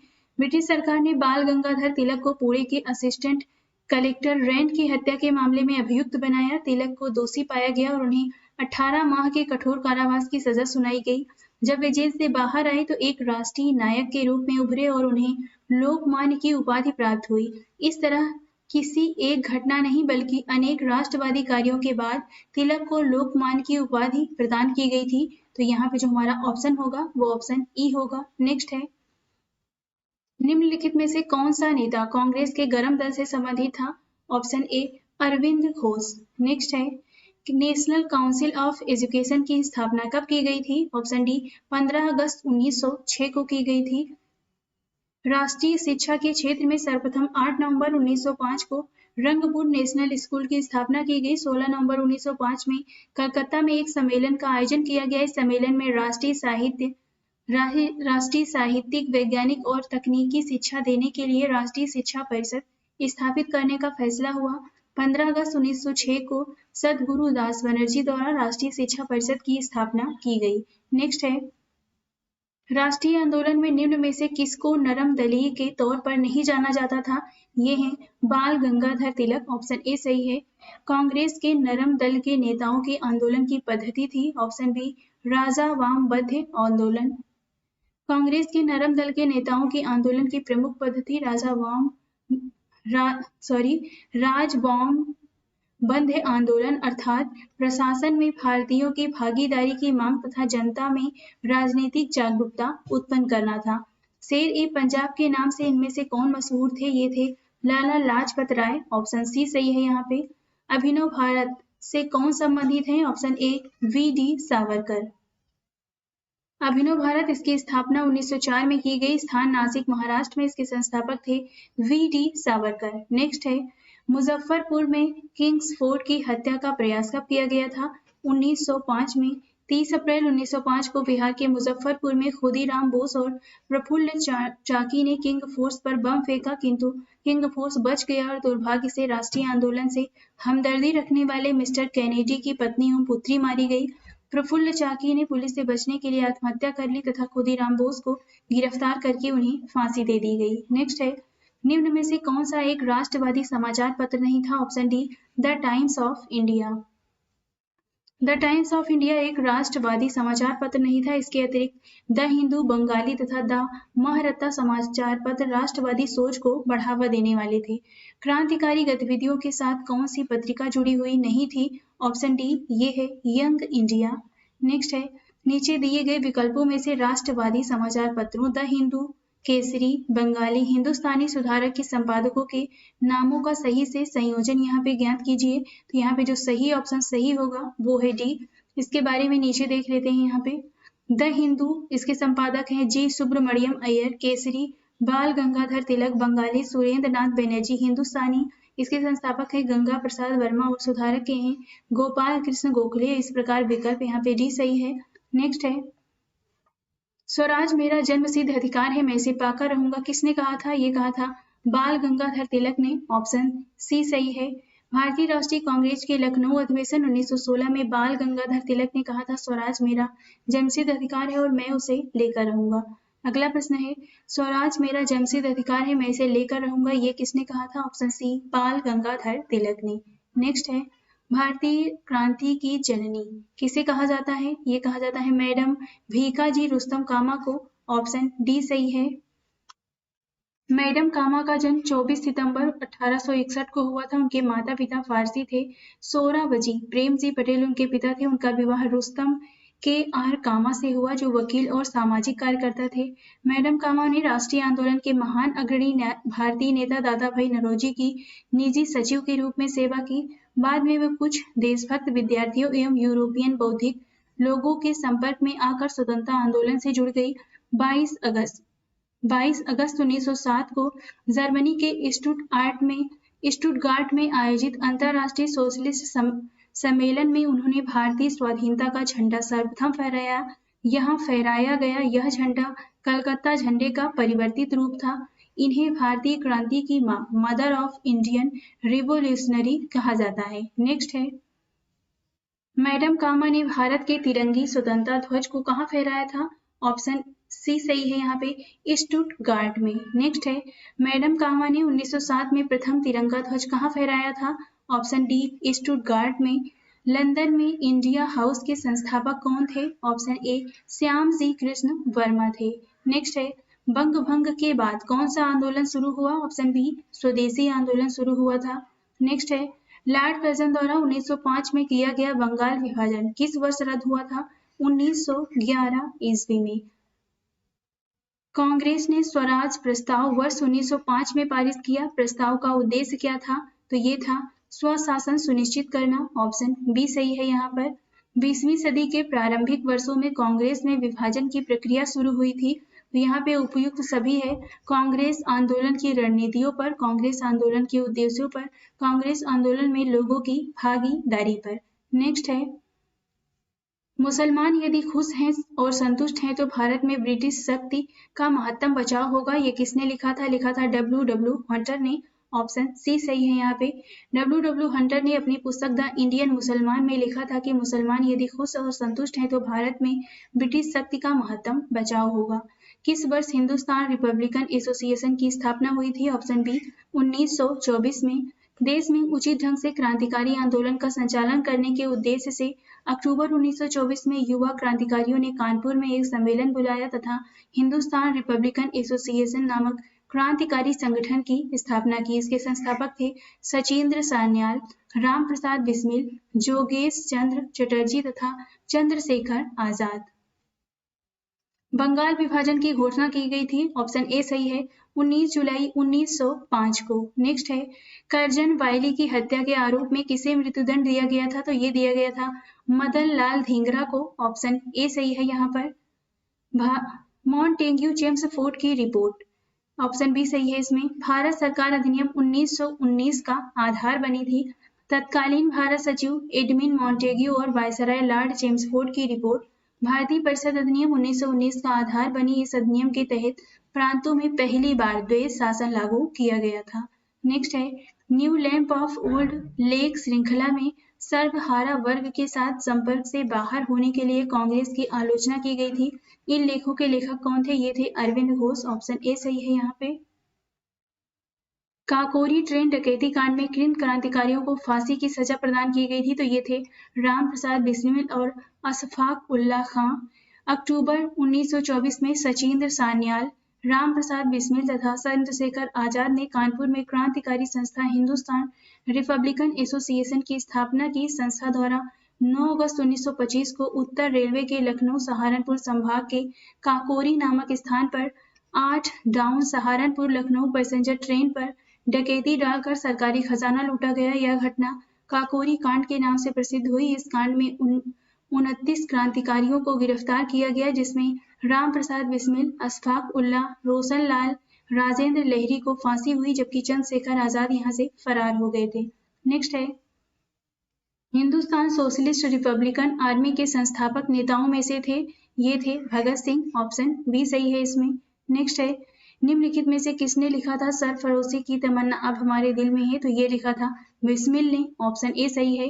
उपर्युक्त गजल की पंक्तियां शायर बिस्मिल अजीमाबादी की थी। बिस्मिल अजीमाबादी का वास्तविक नाम सैयद शाह मोहम्मद हसन था।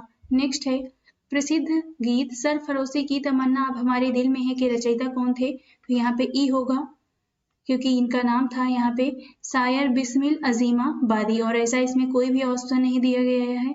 नेक्स्ट है, इंकलाब जिंदाबाद का नारा किसने दिया था? ऑप्शन सी भगत सिंह ने दिया था।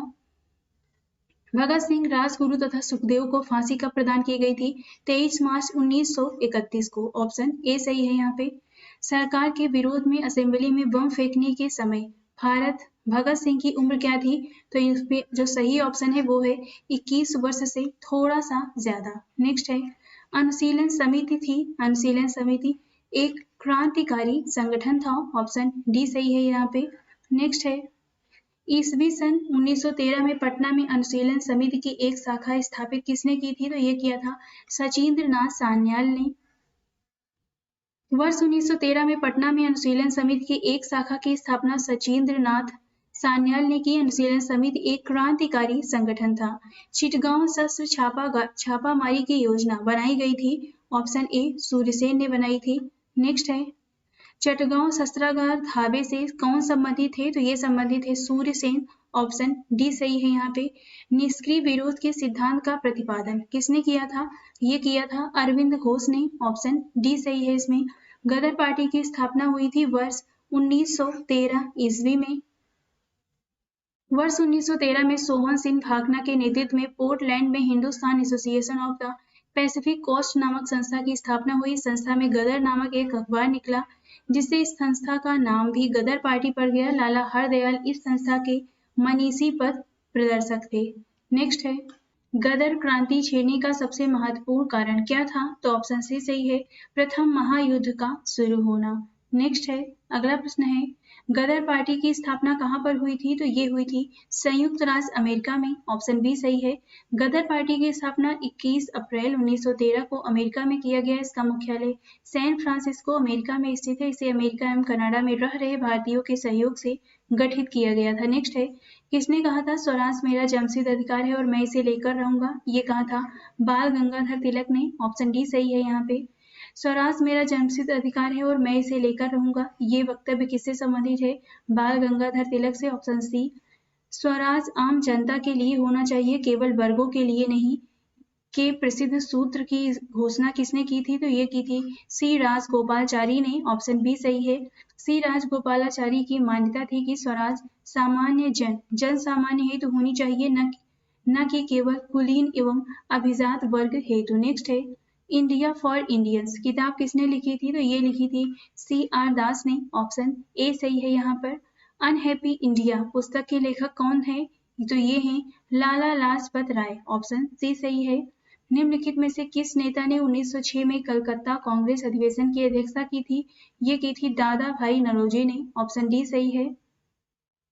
निम्नलिखित में से किसने ऑल इंडिया मुस्लिम लीग की स्थापना की थी? नवाब सलीमुल्लाह खान ने किया था। नेक्स्ट है, 1906 में मिंटो से शिमला में मिले 1906 में मिंटो से शिमला में मिले मुसलमानों के शिष्टमंडल ने प्रार्थना की थी मुसलमानों के लिए पृथक निर्वाचक वर्ग की। ऑप्शन ए सही है यहाँ पे।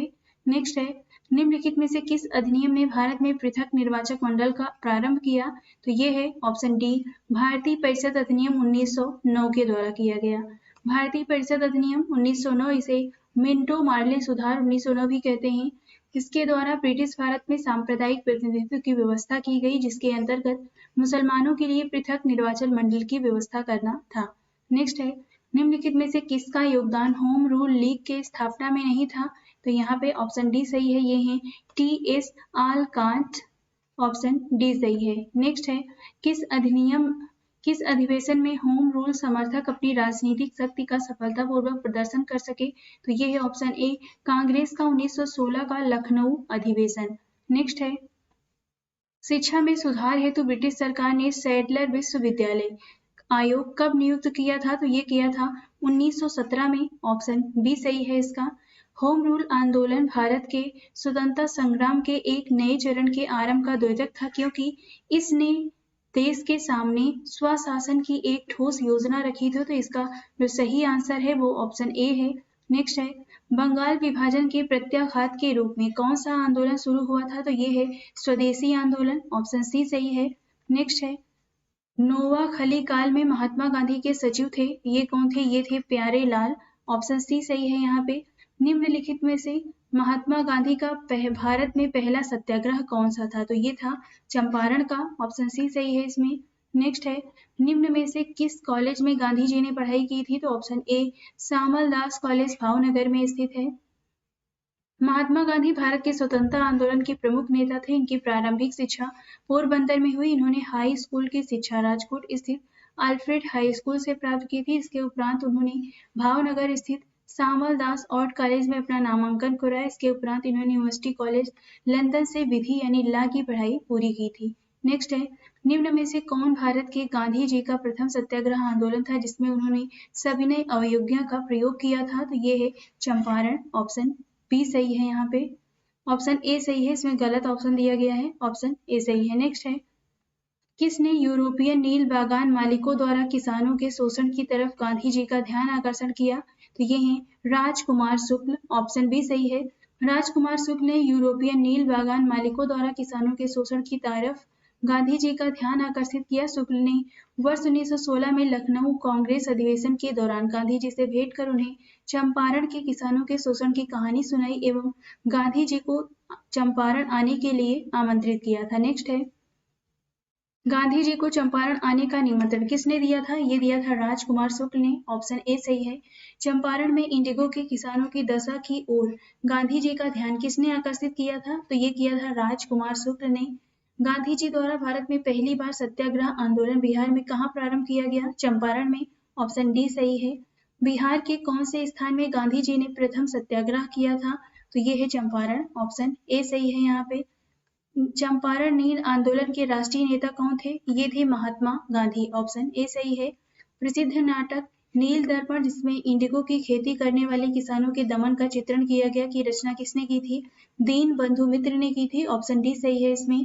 नेक्स्ट है, निम्न में से किस सत्याग्रह आंदोलन में गांधी जी ने प्रत्यक्ष रूप से भाग नहीं लिया था? तो ये है वाइकोम सत्याग्रह। ऑप्शन सी सही है। स्वाधीनता आंदोलन के दौरान महात्मा गांधी के करीबी अंग्रेज मित्र कौन थे? ये थे Reverend Charlie Andrews. Option C सही है इसमें। अंत्योदय कार्यक्रम का उद्देश्य क्या है? तो इसका उद्देश्य है गरीबों में सबसे गरीब की सहायता करना। नेक्स्ट है, 1917-18 में अहमदाबाद में गांधी जी द्वारा चलाए गए सत्याग्रह में किसने हिस्सा लिया था? तो ये लिया था औद्योगिक कर्मी ने। ऑप्शन बी सही है। चंपारण की सफलता के बाद गांधी जी का अगला प्रयोग वर्ष 1918 में अहमदाबाद के एक कॉटन टेक्सटाइल मिल में मालिक और मजदूरों के बीच बोनस बढ़ाने को लेकर चल रहे विवाद में हस्तक्षेप करना था। यह विवाद प्लेग बोनस को लेकर था। प्लेग का प्रकोप खत्म होने के बाद मालिक इसे समाप्त करना चाहते थे, जबकि मजदूर इसे बरकरार रखने की मांग कर रहे थे। उत्पादन लागत, मुनाफा और मजदूरों के जीवन निर्वाह खर्च का गहराई से अध्ययन करने के बाद गांधी जी ने घोषणा की कि मजदूरों को 35% बोनस मिलना चाहिए। मिल मालिकों द्वारा गठित ट्रिब्यूनल ने इसकी बात मान ली थी। नेक्स्ट है, निम्नलिखित उद्योगपतियों में से कौन से व्यक्ति लंबे समय तक एआईसीसी के खजांची रहे तथा सन 1930 में जेल भी गए? तो ये हैं जमनालाल बजाज। ऑप्शन बी सही है यहाँ पे। नेक्स्ट है, महात्मा गांधी ने सर्वप्रथम किस किसान आंदोलन में भाग लिया था? चंपारण में। ऑप्शन बी सही है। गांधी जी का चंपारण सत्याग्रह किससे जुड़ा था? तो ये जुड़ा था तिनकठिया से। ऑप्शन बी सही है। बिहार में तिनकठिया पद्धति में नील की खेती के लिए भूमि का कितना भाग अमानत रखा जाता था? तो ऑप्शन सी 3/20 भाग। नेक्स्ट है, चंपारण आंदोलन से संबंधित नहीं था, यहाँ पे कौन संबंधित नहीं था? तो ये जयप्रकाश नारायण नहीं थे। इसके बारे में देखते हैं। चंपारण आंदोलन 1917 में गांधी जी का साथ राजेंद्र प्रसाद, अनुग्रह नारायण सिन्हा, जेबी कृपलानी, महादेव देसाई, नरहरि पारिख आदि बुद्धिजीवियों ने दिया। जयप्रकाश नारायण चंपारण आंदोलन से नहीं बल्कि ये कांग्रेस समाजवादी पार्टी से संबंधित थे। नेक्स्ट है, 1917 के चंपारण सत्याग्रह से कौन संबंधित नहीं है? तो ऑप्शन डी यहाँ पे सही है, राम मनोहर लोहिया। बाकी तीनों लोग संबंधित हैं। नेक्स्ट है, अखिल भारतीय किसान सभा के प्रथम सत्र की अध्यक्षता किसने की थी? स्वामी सहजानंद ने। ऑप्शन ए सही है। अप्रैल 1936 में लखनऊ में अखिल भारतीय किसान कांग्रेस की स्थापना की गई, जिसका नाम बदलकर अखिल भारतीय किसान सभा कर दिया गया। बिहार प्रांतीय किसान सभा के लड़ाकू संस्थापक स्वामी सहजानंद सरस्वती इसके अध्यक्ष और आंध्र प्रदेश में किसान आंदोलन के अगुवा तथा कृषि के क्षेत्र की समस्याओं के विद्वान एन.जी. रंगा महासचिव चुने गए। फैजपुर में कांग्रेस सत्र के साथ अखिल भारतीय किसान कांग्रेस का भी दूसरा सत्र चला, जिसकी अध्यक्षता एन.जी. रंगा ने की थी। नेक्स्ट है, बम्बई में अखिल भारतीय व्यापार संघ कांग्रेस की स्थापना कब हुई?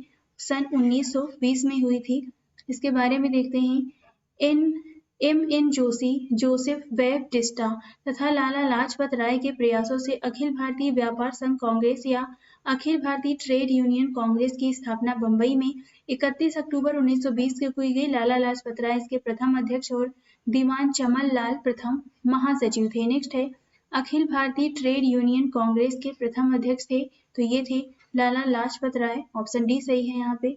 कम्युनिस्ट इंटरनेशनल का सदस्य बनने वाला पहला भारतीय कौन था? तो ये है एम.एन. राय। ऑप्शन ए सही है। कम्युनिस्ट इंटरनेशनल की स्थापना मार्च 1919 में व्लादिमीर लेनिन और रूसी पार्टी बोल्शेविक द्वारा की गई थी। एम.एन. राय लेनिन के निमंत्रण पर मॉस्को गए तथा कम्युनिस्ट इंटरनेशनल के सदस्य बने। कम्युनिस्ट इंटरनेशनल के सदस्य बनने वाले वे पहले भारतीय थे। नेक्स्ट है, भारतीय उच्चायुक्त के पद का सृजन किस अधिनियम से हुआ है? तो ये हुआ है भारत सरकार अधिनियम 1919 से। ऑप्शन बी सही है इसमें। रॉलेट एक्ट भारतीय राष्ट्रीय कांग्रेस के विरोध रॉलेट एक्ट का भारतीय राष्ट्रीय कांग्रेस ने विरोध किया क्योंकि इसका लक्ष्य था व्यक्ति स्वतंत्रता को सीमित करना। ऑप्शन ए सही है इसमें। जलियांवाला बाग नरसंहार किस गांधीवादी सत्याग्रह के संबंध में हुआ था? तो ये हुआ था रॉलेट एक्ट सत्याग्रह। ऑप्शन बी सही है इसमें। रॉलेट एक्ट भारत में लागू किया गया था, तो ये किया गया था सन 1919 में। ऑप्शन बी सही है इसमें। जलियांवाला बाग में प्रदर्शन के लिए क्यों लोग जमा हुए थे? तो ऑप्शन बी, किचलू तथा सत्यपाल के बंदी बनाने के विरोध में प्रदर्शन करने के लिए जमा हुए थे। रविन्द्रनाथ टैगोर ने अपनी नाइटहुड उपाधि किस कारण त्याग दी थी? तो ये त्याग दी थी जलियांवाला बाग हत्याकांड के कारण। नेक्स्ट है, लंदन में 13 मार्च 1940 को सर माइकल ओ डायर को गोली किसने मारा था? ये मारा था उधम सिंह ने। ऑप्शन डी सही है इसमें। वर्ष 1919 भारतीय इतिहास से संबंधित है, ये संबंधित है जलियांवाला बाग त्रासदी से। ऑप्शन बी सही है इसमें। नेक्स्ट है, अमृतसर के जलियांवाला बाग में भीड़ क्राउड का दमन हुआ था, तो ये हुआ था 13 अप्रैल 1919 को। ऑप्शन बी सही है। जलियांवाला बाग हत्याकांड के लिए जिम्मेदार जनरल डायर को निम्न में से किसने मार डाला था? उधम सिंह ने। ऑप्शन सी सही है इसमें।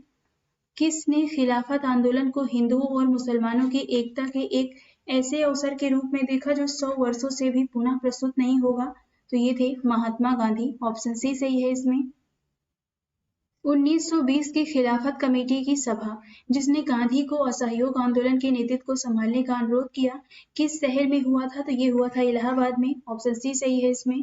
नेक्स्ट है, गांधी जी के असहयोग आंदोलन में लोगों को शराब से परहेज करने का आग्रह किया गया, फलस्वरूप सरकार के राजस्व में भारी कमी आई। एक प्रदेश की सरकार ने लोगों को फिर से शराब पीने को प्रेरित करने के लिए प्रमुख व्यक्तियों की एक सूची प्रसारित की जो शराब पीते थे। उस प्रदेश का नाम बताइए, तो उसका नाम है बिहार। ऑप्शन बी सही है इसमें। गांधी जी के असहयोग आंदोलन के फलस्वरूप लोगों के शराब से परहेज करने के चलते सरकार के राजस्व में भारी कमी आई तथा बिहार एवं उड़ीसा की सरकार ने शराब को स्वास्थ्य के लिए हितकर प्रभावों को प्रचारित एवं प्रसारित करने के लिए ऐसे महान एवं प्रसिद्ध लोगों की सूची जारी की जो शराब का सेवन करते थे।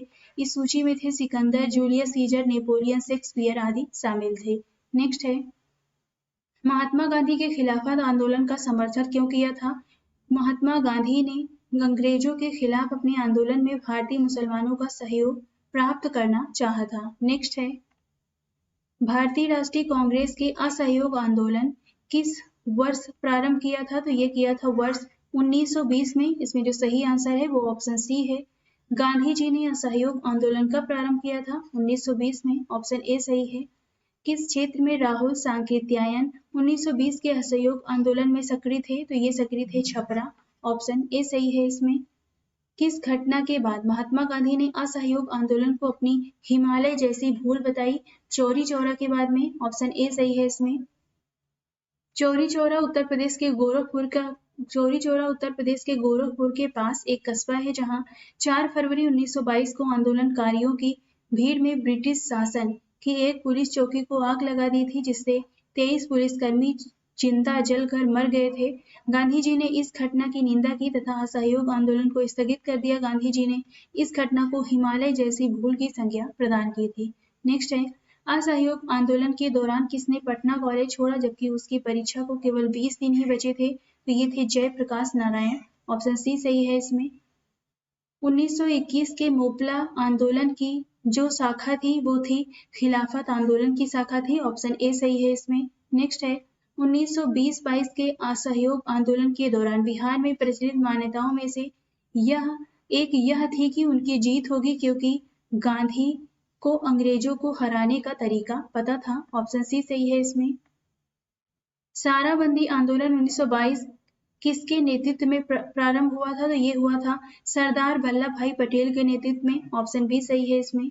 नेक्स्ट है, 1921 में मोपला विद्रोह कहां पर हुआ था? ये हुआ था केरल में। इसका सही आंसर ऑप्शन सी है। किस घटना के कारण गांधी जी ने असहयोग आंदोलन वापस लिया था? तो ये घटना है चौरी चौरा कांड। ऑप्शन बी सही है इसमें। असहयोग आंदोलन के स्थगन संबंधी घटनाओं का सही क्रम इंगित करें। तो इसमें जो ऑप्शन सही होगा वो है ए। पहला इसमें 1, 2, 3, 4 पहले हुआ था चौरी चौरा में पुलिस गोलीकांड हुआ, उसके बाद उग्र भीड़ द्वारा पुलिस थाना को जलाना, फिर गांधी जी द्वारा आंदोलन का स्थगन और लास्ट में गांधी जी की गिरफ्तारी हुई थी। तो इस प्रकार सही ऑप्शन जो सही होगा वो ऑप्शन ए सही है इसमें। नेक्स्ट है, लॉर्ड सिन्हा ने 1921 में कहां गवर्नर पद से त्यागपत्र दे दिया था? तो ये दिया था बिहार उड़ीसा में। ऑप्शन ए सही है। अगला प्रश्न है 1923 से 28 के काल में भारतीय राजनीति में क्रांतिकारी कार्यविधियों की पुनरावृत्ति का कारण था? तो ऑप्शन बी सही है, गांधी जी द्वारा असहयोग आंदोलन का स्थगन। नेक्स्ट है, स्वराज दल की स्थापना सफलता के बाद हुई थी, तो स्वराज दल की स्थापना असहयोग आंदोलन की सफलता के बाद हुई थी। ऑप्शन ए सही है यहाँ पे। अगला प्रश्न है, स्वराज दल की स्थापना किसने की थी? तो ये किया था चित्तरंजन दास एवं मोतीलाल नेहरू ने। ऑप्शन डी सही है इसमें। 1923 में स्वराज पार्टी का गठन किसने किया था? ऑप्शन सी आर दास व मोतीलाल नेहरू ने किया था। नेक्स्ट है, स्वराज पार्टी का गठन किसकी असफलता के बाद हुआ था? तो ये हुआ था असहयोग आंदोलन की असफलता के बाद में। ऑप्शन ए सही है इसमें। 1922 में गया के इंडियन नेशनल कांग्रेस के अधिवेशन के अध्यक्ष कौन थे? तो ये थे चित्तरंजन दास। ऑप्शन ए सही है यहाँ पे। नेक्स्ट है, भारतीय राष्ट्रीय कांग्रेस के 1922 में आयोजित गया अधिवेशन के अध्यक्ष कौन थे? चित्तरंजन दास। ऑप्शन ए सही है। अतः सदैव सहमति के साथ और अक्सर वाणिज्य मंडल के निर्देशों पर भारत सरकार चलती है और इसे व्हाइट मैन्स बर्डन कहा जाता है। यह किसने कहा था? तो ये कहा था सच्चिदानंद सिन्हा ने। ऑप्शन सी सही है इसमें। साइमन कमीशन पहली बार भारत आया था, ये आया था 1928 में। ऑप्शन बी सही है। नेक्स्ट है, रिक्त स्थानों की पूर्ति कीजिए, नेहरू रिपोर्ट। यहाँ पे बताना है कौन सा सही है, तो नेहरू रिपोर्ट सही ऑप्शन है सी। नेहरू रिपोर्ट मोतीलाल नेहरू की अध्यक्षता में एक कमेटी द्वारा तैयार किया गया था और इसका विषय था भारत में संवैधानिक व्यवस्थाएं। नेक्स्ट है, पूर्ण स्वराज का प्रस्ताव लाहौर कांग्रेस में पारित किया गया था वर्ष 1929 में। ऑप्शन बी सही है इसमें। 1929 में लाहौर में आयोजित भारतीय राष्ट्रीय कांग्रेस के अधिवेशन के अध्यक्ष कौन थे? तो ये थे पंडित जवाहरलाल नेहरू। ऑप्शन सी सही है यहाँ पे। भारतीय राष्ट्रीय कांग्रेस द्वारा किस दिन को पूर्ण स्वराज दिवस घोषित किया गया? तो ये किया गया 26/1/1930 को। ऑप्शन ए सही है यहाँ पे। 1929 के कांग्रेस अधिवेशन में पूर्ण स्वराज का पताका किसने उठाया था? ये उठाया था पंडित जवाहरलाल नेहरू ने। ऑप्शन बी सही है यहाँ पे। समाजवाद का समर्थक कौन था और 1933 में ब्रिटिश शासन देसी राज्यों, जमींदारवाद और पूंजीवाद को उखाड़ फेंकना चाहता था? तो ये थे पंडित जवाहरलाल नेहरू। ऑप्शन बी सही है यहाँ पे।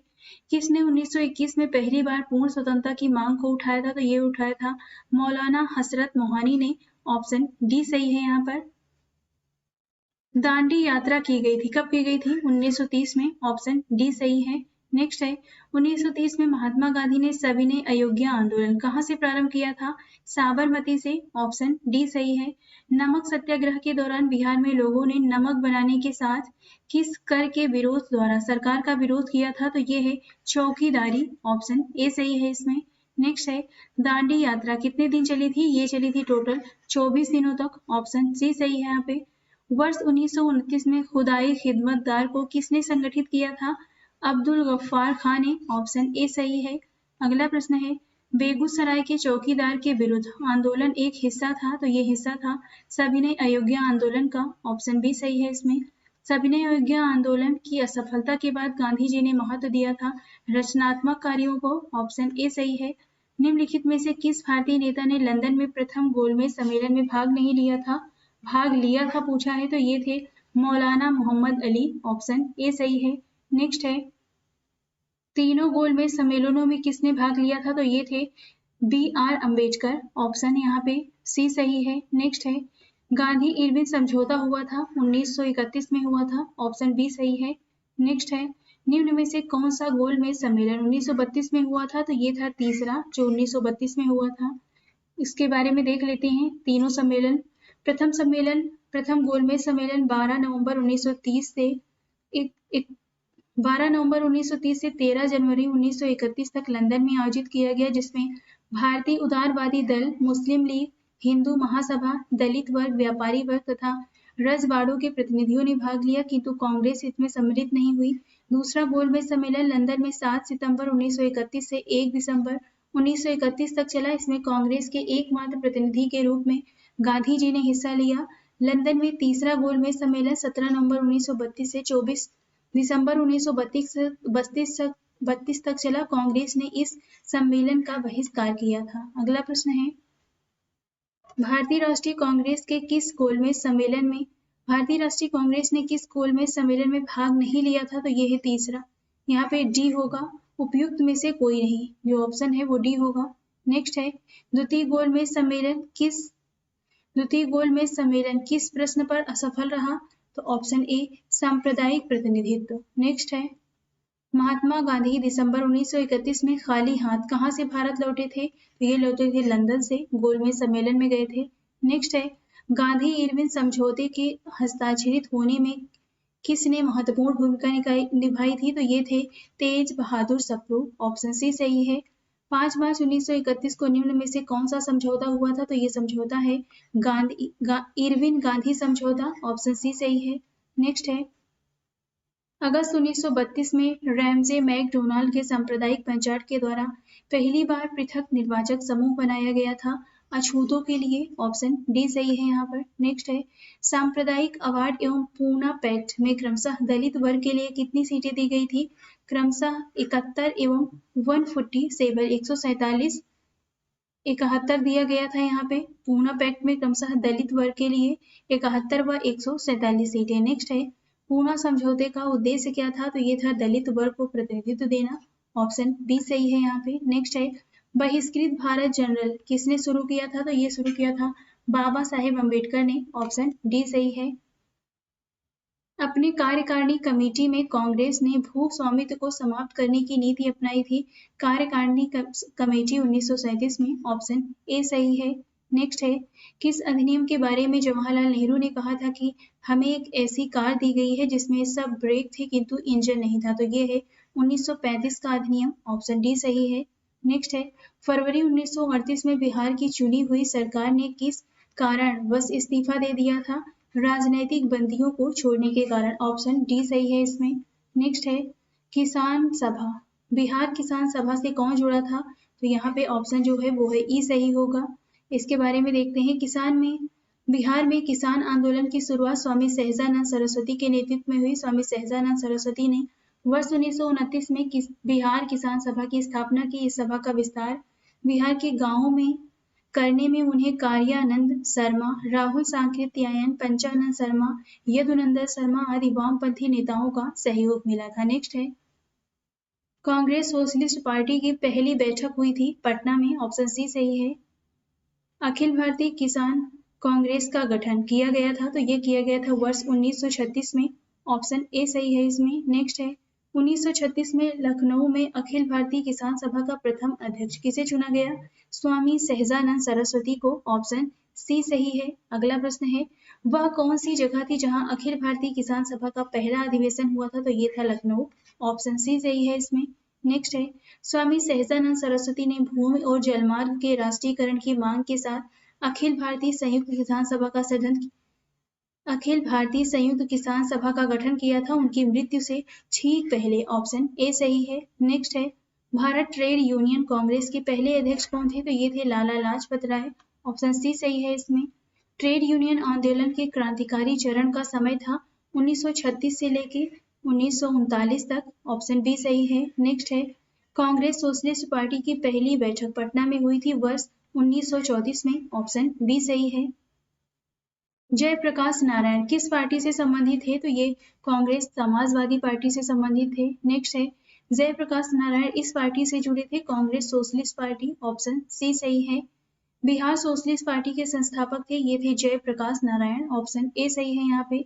जयप्रकाश नारायण किस नाम से पहचाने जाते हैं? तो ये पहचाने जाते हैं लोक नायक के नाम से। ऑप्शन बी सही है इसमें। नेक्स्ट है लोक नायक के नाम से किसे जाना जाता है? तो ये हैं ऑप्शन सी सही है इसमें जयप्रकाश नारायण। नेक्स्ट है जयप्रकाश दिवस मनाया गया कब मनाया गया था? अप्रैल 1946 में। 12 अप्रैल 1946 को जेल लाहौर के किले से रिहा होने के बाद जयप्रकाश दिवस मनाया गया था। नेक्स्ट है वर्ष 1938 में भारतीय राष्ट्रीय कांग्रेस के अध्यक्ष निर्वाचित हुए थे। तो ये कौन थे? ये थे सुभाष चंद्र बोस। नेक्स्ट है प्रांतीय सरकारों का गठन निम्नलिखित में से किस अधिनियम के तहत किया गया? 1935 के अधिनियम के तहत। ऑप्शन ए सही है। नेक्स्ट है इंपीरियल कैडेट कॉर्प्स की स्थापना किसने की थी?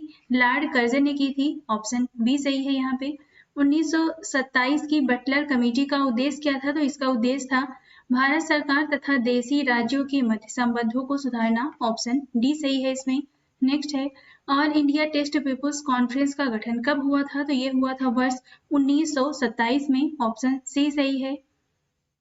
द्वितीय विश्व युद्ध के समय ब्रिटेन का प्रधानमंत्री कौन था? तो ये थे विंस्टन चर्चिल। ऑप्शन सी सही है। नाउ और नेवर पैम्फलेट किसने लिखा था? तो ये लिखा था रहमत अली ने। ऑप्शन सी सही है। नेक्स्ट है पाकिस्तान के अलग राज्य आंदोलन का नेतृत्व किसने किया था? ये किया था मोहम्मद अली जिन्ना ने। ऑप्शन डी सही है। मुस्लिम लीग द्वारा पाकिस्तान की स्थापना की मांग करने वाला प्रस्ताव पारित किया गया वर्ष 1940 में। ऑप्शन सी सही है यहाँ पे। वैयक्तिक सत्याग्रह किसने आरंभ किया था? ये किया था विनोबा भावे ने। ऑप्शन ए सही है यहाँ पे। वैयक्तिक सत्याग्रह आंदोलन के प्रथम सत्याग्रही कौन थे? तो ये थे विनोबा भावे। ऑप्शन सी सही है। सर्वोदय शब्द का प्रयोग सर्वप्रथम किसने किया था? ये किया था महात्मा गांधी ने। ऑप्शन ए सही है। किसकी दृष्टि में क्रिप्स प्रस्ताव एक टूटते हुए बैंक के नाम एक उत्तर दिनांकित चेक था? तो ये कहा था पंडित जवाहरलाल नेहरू ने। ऑप्शन बी सही है। नेक्स्ट है भारत छोड़ो आंदोलन का नेतृत्व किसने किया था? तो ये किया था, यहाँ पे जो ऑप्शन है वो इनमें से कोई भी नहीं है, इसके बारे में जान लेते हैं। ऑप्शन डी सही है इसमें। अखिल भारतीय कांग्रेस समिति की बैठक 8 अगस्त 1942 को लगभग अर्धरात्रि में समाप्त हुई। उसी रात को पुलिस ने महात्मा गांधी, मौलाना आजाद तथा सभी प्रमुख कांग्रेसी नेताओं को गिरफ्तार कर लिया। एक सप्ताह के भीतर कांग्रेस संगठन से संबद्ध प्रत्येक महत्वपूर्ण व्यक्तियों को गिरफ्तार कर लिया गया अतः आंदोलन नेतृत्वहीन हो गया। भारत छोड़ो आंदोलन राष्ट्रीय स्वतंत्रता संघर्ष का प्रथम आंदोलन था जो नेतृत्वहीनता की स्थिति में भी अपना उद्देश्य पूरा कर सका। तो यहाँ पे ऑप्शन हमारा होगा डी। नेक्स्ट है भारत छोड़ो आंदोलन कब प्रारंभ हुआ था? ये हुआ था 9 अगस्त 1942 को। ऑप्शन ए सही है। करो या मरो का संबंध किस आंदोलन से है? ये है भारत छोड़ो आंदोलन। ऑप्शन डी सही है। नेक्स्ट है 6 जुलाई 1942 को वर्धा में महात्मा गांधी ने कांग्रेस की कार्यकारी समिति में अपने भारत छोड़ो आंदोलन की चर्चा की। तब उस समिति के अध्यक्ष कौन थे? ये थे मौलाना अबुल कलाम आजाद। इसमें जो सही आंसर है वो ऑप्शन बी है। नेक्स्ट है भारत छोड़ो आंदोलन के समय इंग्लैंड के प्रधानमंत्री कौन थे? ये थे Churchill, Winston Churchill. Option B सही है इसमें। भारत छोड़ो प्रस्ताव पारित होने के बाद गांधी जी को कैद किया गया था।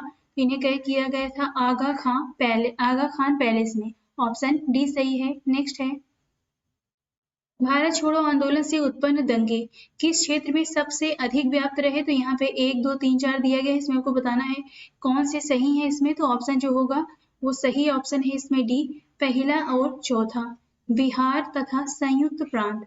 नेक्स्ट है डॉक्टर राजेंद्र प्रसाद को 9 अगस्त 1942 को गिरफ्तार करके कहाँ भेजा गया था? इन्हें भेजा गया था बांकीपुर जेल में। ऑप्शन बी सही है, डी सही है यहाँ पे। नेक्स्ट है 7 दिसंबर 1942 को श्री योगेंद्र शुक्ल कहाँ लाए गए थे? तो ये लाए गए थे, यहाँ पे जो ऑप्शन है वो सही नहीं है, सही देखते हैं। श्री योगेंद्र शुक्ल जयप्रकाश नारायण के साथ ही 9 नवंबर 1942 को हजारीबाग जेल से भागे किंतु मुजफ्फरपुर में गिरफ्तार कर लिए गए तथा बक्सर जेल लाई गई। यहाँ पे बक्सर ऑप्शन में नहीं है इसलिए सही ऑप्शन नहीं होगा कोई भी। नेक्स्ट है भारत छोड़ो आंदोलन के दौरान इनमें से कौन हजारीबाग जेल से फरार हुए थे? तो ये थे जयप्रकाश नारायण। ऑप्शन बी सही है। 9 अगस्त 1942 को जिन दो नेताओं हजारीबाग को गिरफ्तार किया गया था वे थे, नहीं हजारीबाग से गिरफ्तार किया गया था, ये कौन थे? ये थे शिव कुमार और रामानंद। ऑप्शन डी सही है इसमें। नेक्स्ट है महात्मा गांधी तथा उनके सहयोगियों की 1942 में हुई धरपकड़ से बिहार में बहुत दंगे हुए। इसमें रेल सेवा पूर्ण रूप से ठप हो गई। उसमें अधिकतम प्रभावित जिला था इसमें, तो ये था ऑप्शन सी सही है इसमें, पटना। नेक्स्ट है जयप्रकाश नारायण को राष्ट्रीय स्तर के नेता की पहचान किस संदर्भ में मिली थी? भारत छोड़ो आंदोलन। ऑप्शन ए सही है।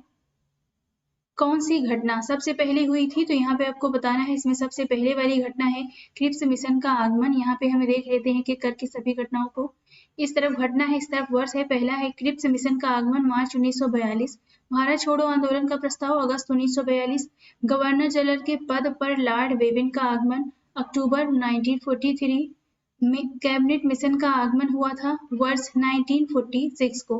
अतः दिए गए घटनाओं में सर्वप्रथम स्टैफोर्ड क्रिप्स के नेतृत्व में क्रिप्स मिशन का आगमन था।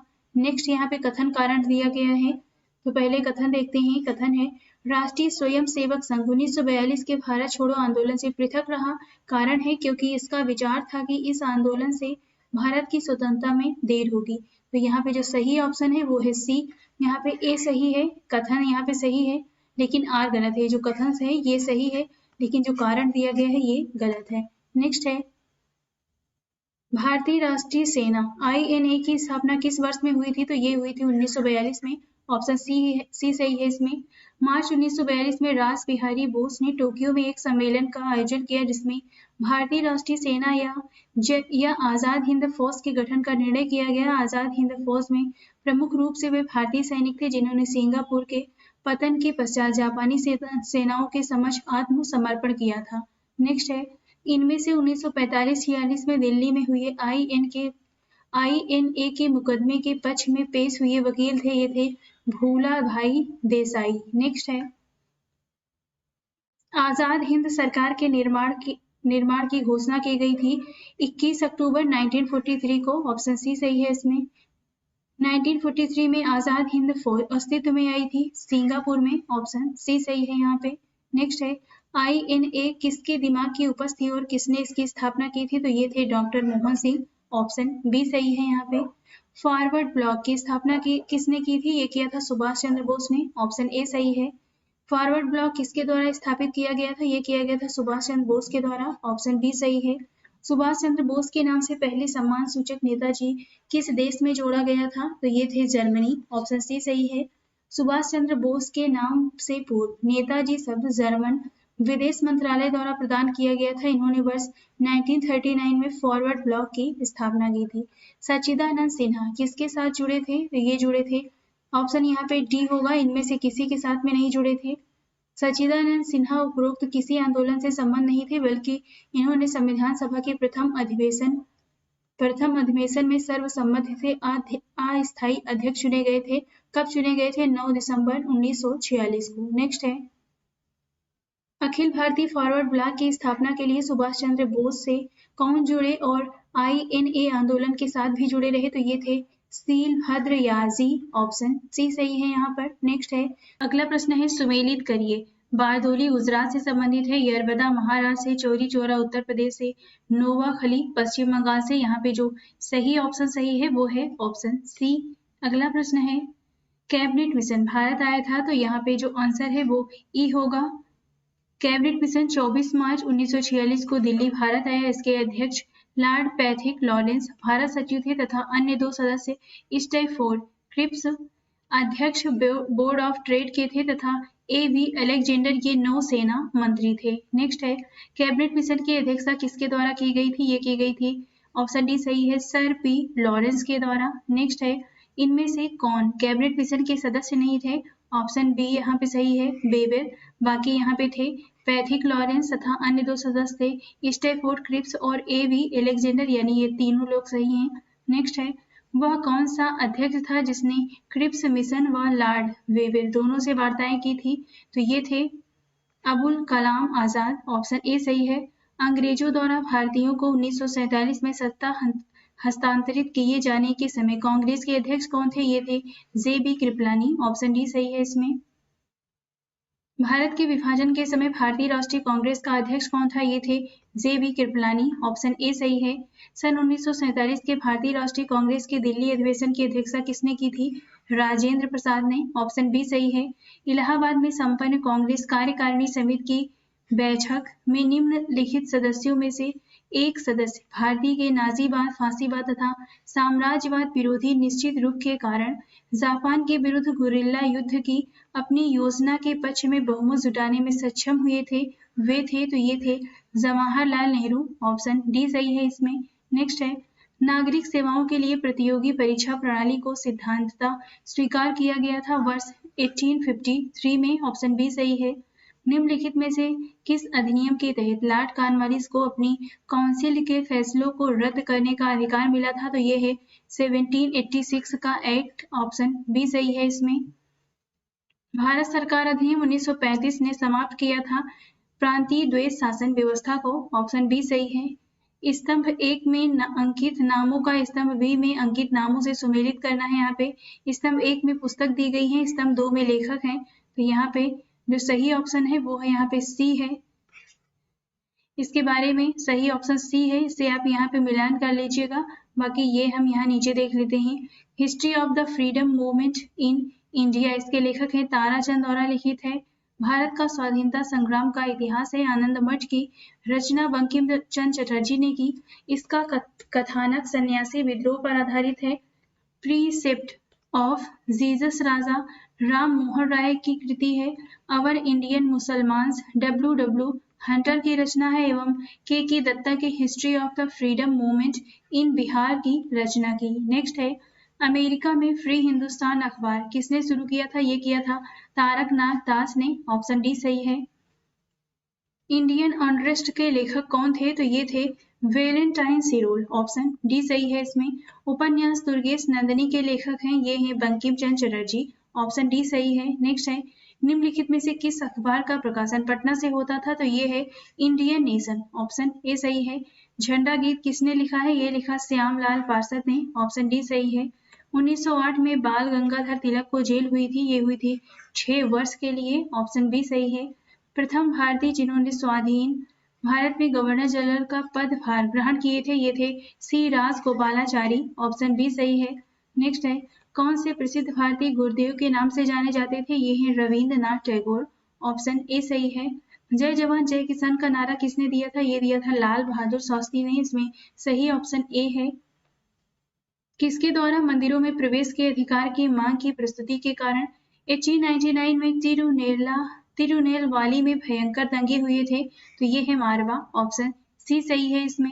भारतीय राजनीति में 1947 के बाद किस महिला ने सर्वाधिक योगदान दिया था? तो ये थी अरुणा औसफ अली। ऑप्शन ए सही है इसमें।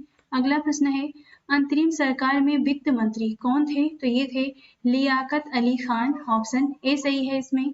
नेक्स्ट है, हम बहुत बड़ी भूल करेंगे यदि हम बिहार की जनता और उनके मंत्रिमंडल को लीग के नेताओं के हिंसक व असभ्य आक्रमणों के आगे आरक्षित छोड़ देंगे। वर्ष 1946 में यह बात किसने की थी? ये कहा था सरदार पटेल ने। ऑप्शन डी सही है। 1946 में बनी अंतरिम सरकार में राजेंद्र प्रसाद के पास कौन सा विभाग था? इनके पास था खाद्य एवं कृषि विभाग। ऑप्शन डी सही है इसमें। नेक्स्ट है, अगस्त 1923 के बनारस हिंदू महासभा के अधिवेशन की अध्यक्षता किसने की थी? ये की थी पंडित मदन मोहन मालवीय ने। ऑप्शन डी सही है। फ्रंटियर गांधी का असली नाम है, इनका असली नाम है अब्दुल गफ्फार खान। ऑप्शन सी सही है इसमें। राजेंद्र प्रसाद कहाँ के रहने वाले थे? ये थे बिहार के। ऑप्शन बी सही है इसमें। नेक्स्ट है, रामचंद्र शर्मा किस गांव से थे? ये थे अमहरा से। ऑप्शन डी सही है इसमें। रामचंद्र शर्मा अमहरा पटना के निवासी थे। बिहार में फॉरवर्ड ब्लॉक के ये प्रमुख नेता थे। जगत नारायण लाल को किस जेल में भेजा गया था? इन्हें भेजा गया था बांकीपुर जेल में। ऑप्शन ए सही है इसमें। विश्व में शांति और आपसी सहयोग स्थापित करने के लिए नेहरू जी ने कौन सा सिद्धांत प्रस्तुत किया था? तो यह है गुट निरपेक्षता। ऑप्शन ए सही है इसमें। राज्य विभाग की स्थापना किसकी अध्यक्षता में की गई थी? ये की गई थी सरदार पटेल की अध्यक्षता में। ऑप्शन डी सही है। अगला प्रश्न है, स्वतंत्रता से पूर्व निम्नलिखित में से एक वर्चस्वशाली जाति नहीं थी? तो ये जाति है कुर्मी। स्वतंत्रता पूर्व बिहार में भूमिहार, राजपूत तथा कायस्थ वर्चस्वशाली जातियां थी, जबकि कुर्मी जाति वर्चस्वशाली नहीं थी। अगला प्रश्न है, देवबंद के उस विद्वान का नाम बताइए जिन्होंने स्वतंत्रता आंदोलन में महत्वपूर्ण भूमिका निभाई? तो ये है अबुल कलाम आजाद। ऑप्शन ए सही है। स्वतंत्र भारत के पहले भारतीय गवर्नर जनरल थे, ये थे राजगोपालाचारी। ऑप्शन ए सही है इसमें। नेक्स्ट है, किस साल रेगुलेटिंग एक्ट पारित किया गया था? ये किया गया था ईस्वी सन 1773 में। ऑप्शन सी सही है। रेगुलेटिंग एक्ट पारित किया गया था 1773 में। ऑप्शन ए सही है। ब्रिटिश शासन काल में संविधान के विकास में कौन सा कानून ऐतिहासिक नहीं था? तो यहाँ पे ये 1, 2, 3 सही है। ये जो डी ऑप्शन है protection of civil right act 1955, ये सही नहीं है। नेक्स्ट है, भारत में मीडिया को नियंत्रित करने के लिए एक्ट कब पारित किए गए थे? Option A 1835, 1867, 1878, 1908। तो ऑप्शन ए सही होगा इसमें। नेक्स्ट है, भारत की कम्युनिस्ट पार्टी और राष्ट्रीय स्वयंसेवक संघ की स्थापना के क्रमशः सबसे करीबी वर्ष पहचानिए? तो ये है 1925, 1925। ऑप्शन बी सही है। भारत की कम्युनिस्ट पार्टी और राष्ट्रीय स्वयंसेवक संघ की स्थापना वर्ष 1925 में क्रमशः कानपुर और नागपुर में हुई थी। Catherine Mayo, idols Huxley, Charles Andrews और विलियम डिग्बी के बीच आम रिश्ता क्या था? उन्होंने ब्रिटिश शासन के दौरान भारत की हालत पर टिप्पणियां की थी। ऑप्शन ए सही है इसमें। तो इस वीडियो में हमने देखा बीपीएससी पूर्वावलोकन में दिए गए भारत के इतिहास से संबंधित सभी प्रश्नों को। तो वीडियो आपको कैसी लगी कमेंट बॉक्स में जरूर बताइएगा और इसके अन्य टॉपिक पढ़ने के लिए हमारे चैनल को लाइक शेयर और सब्सक्राइब करते रहिए। आज इस वीडियो में बस इतना ही।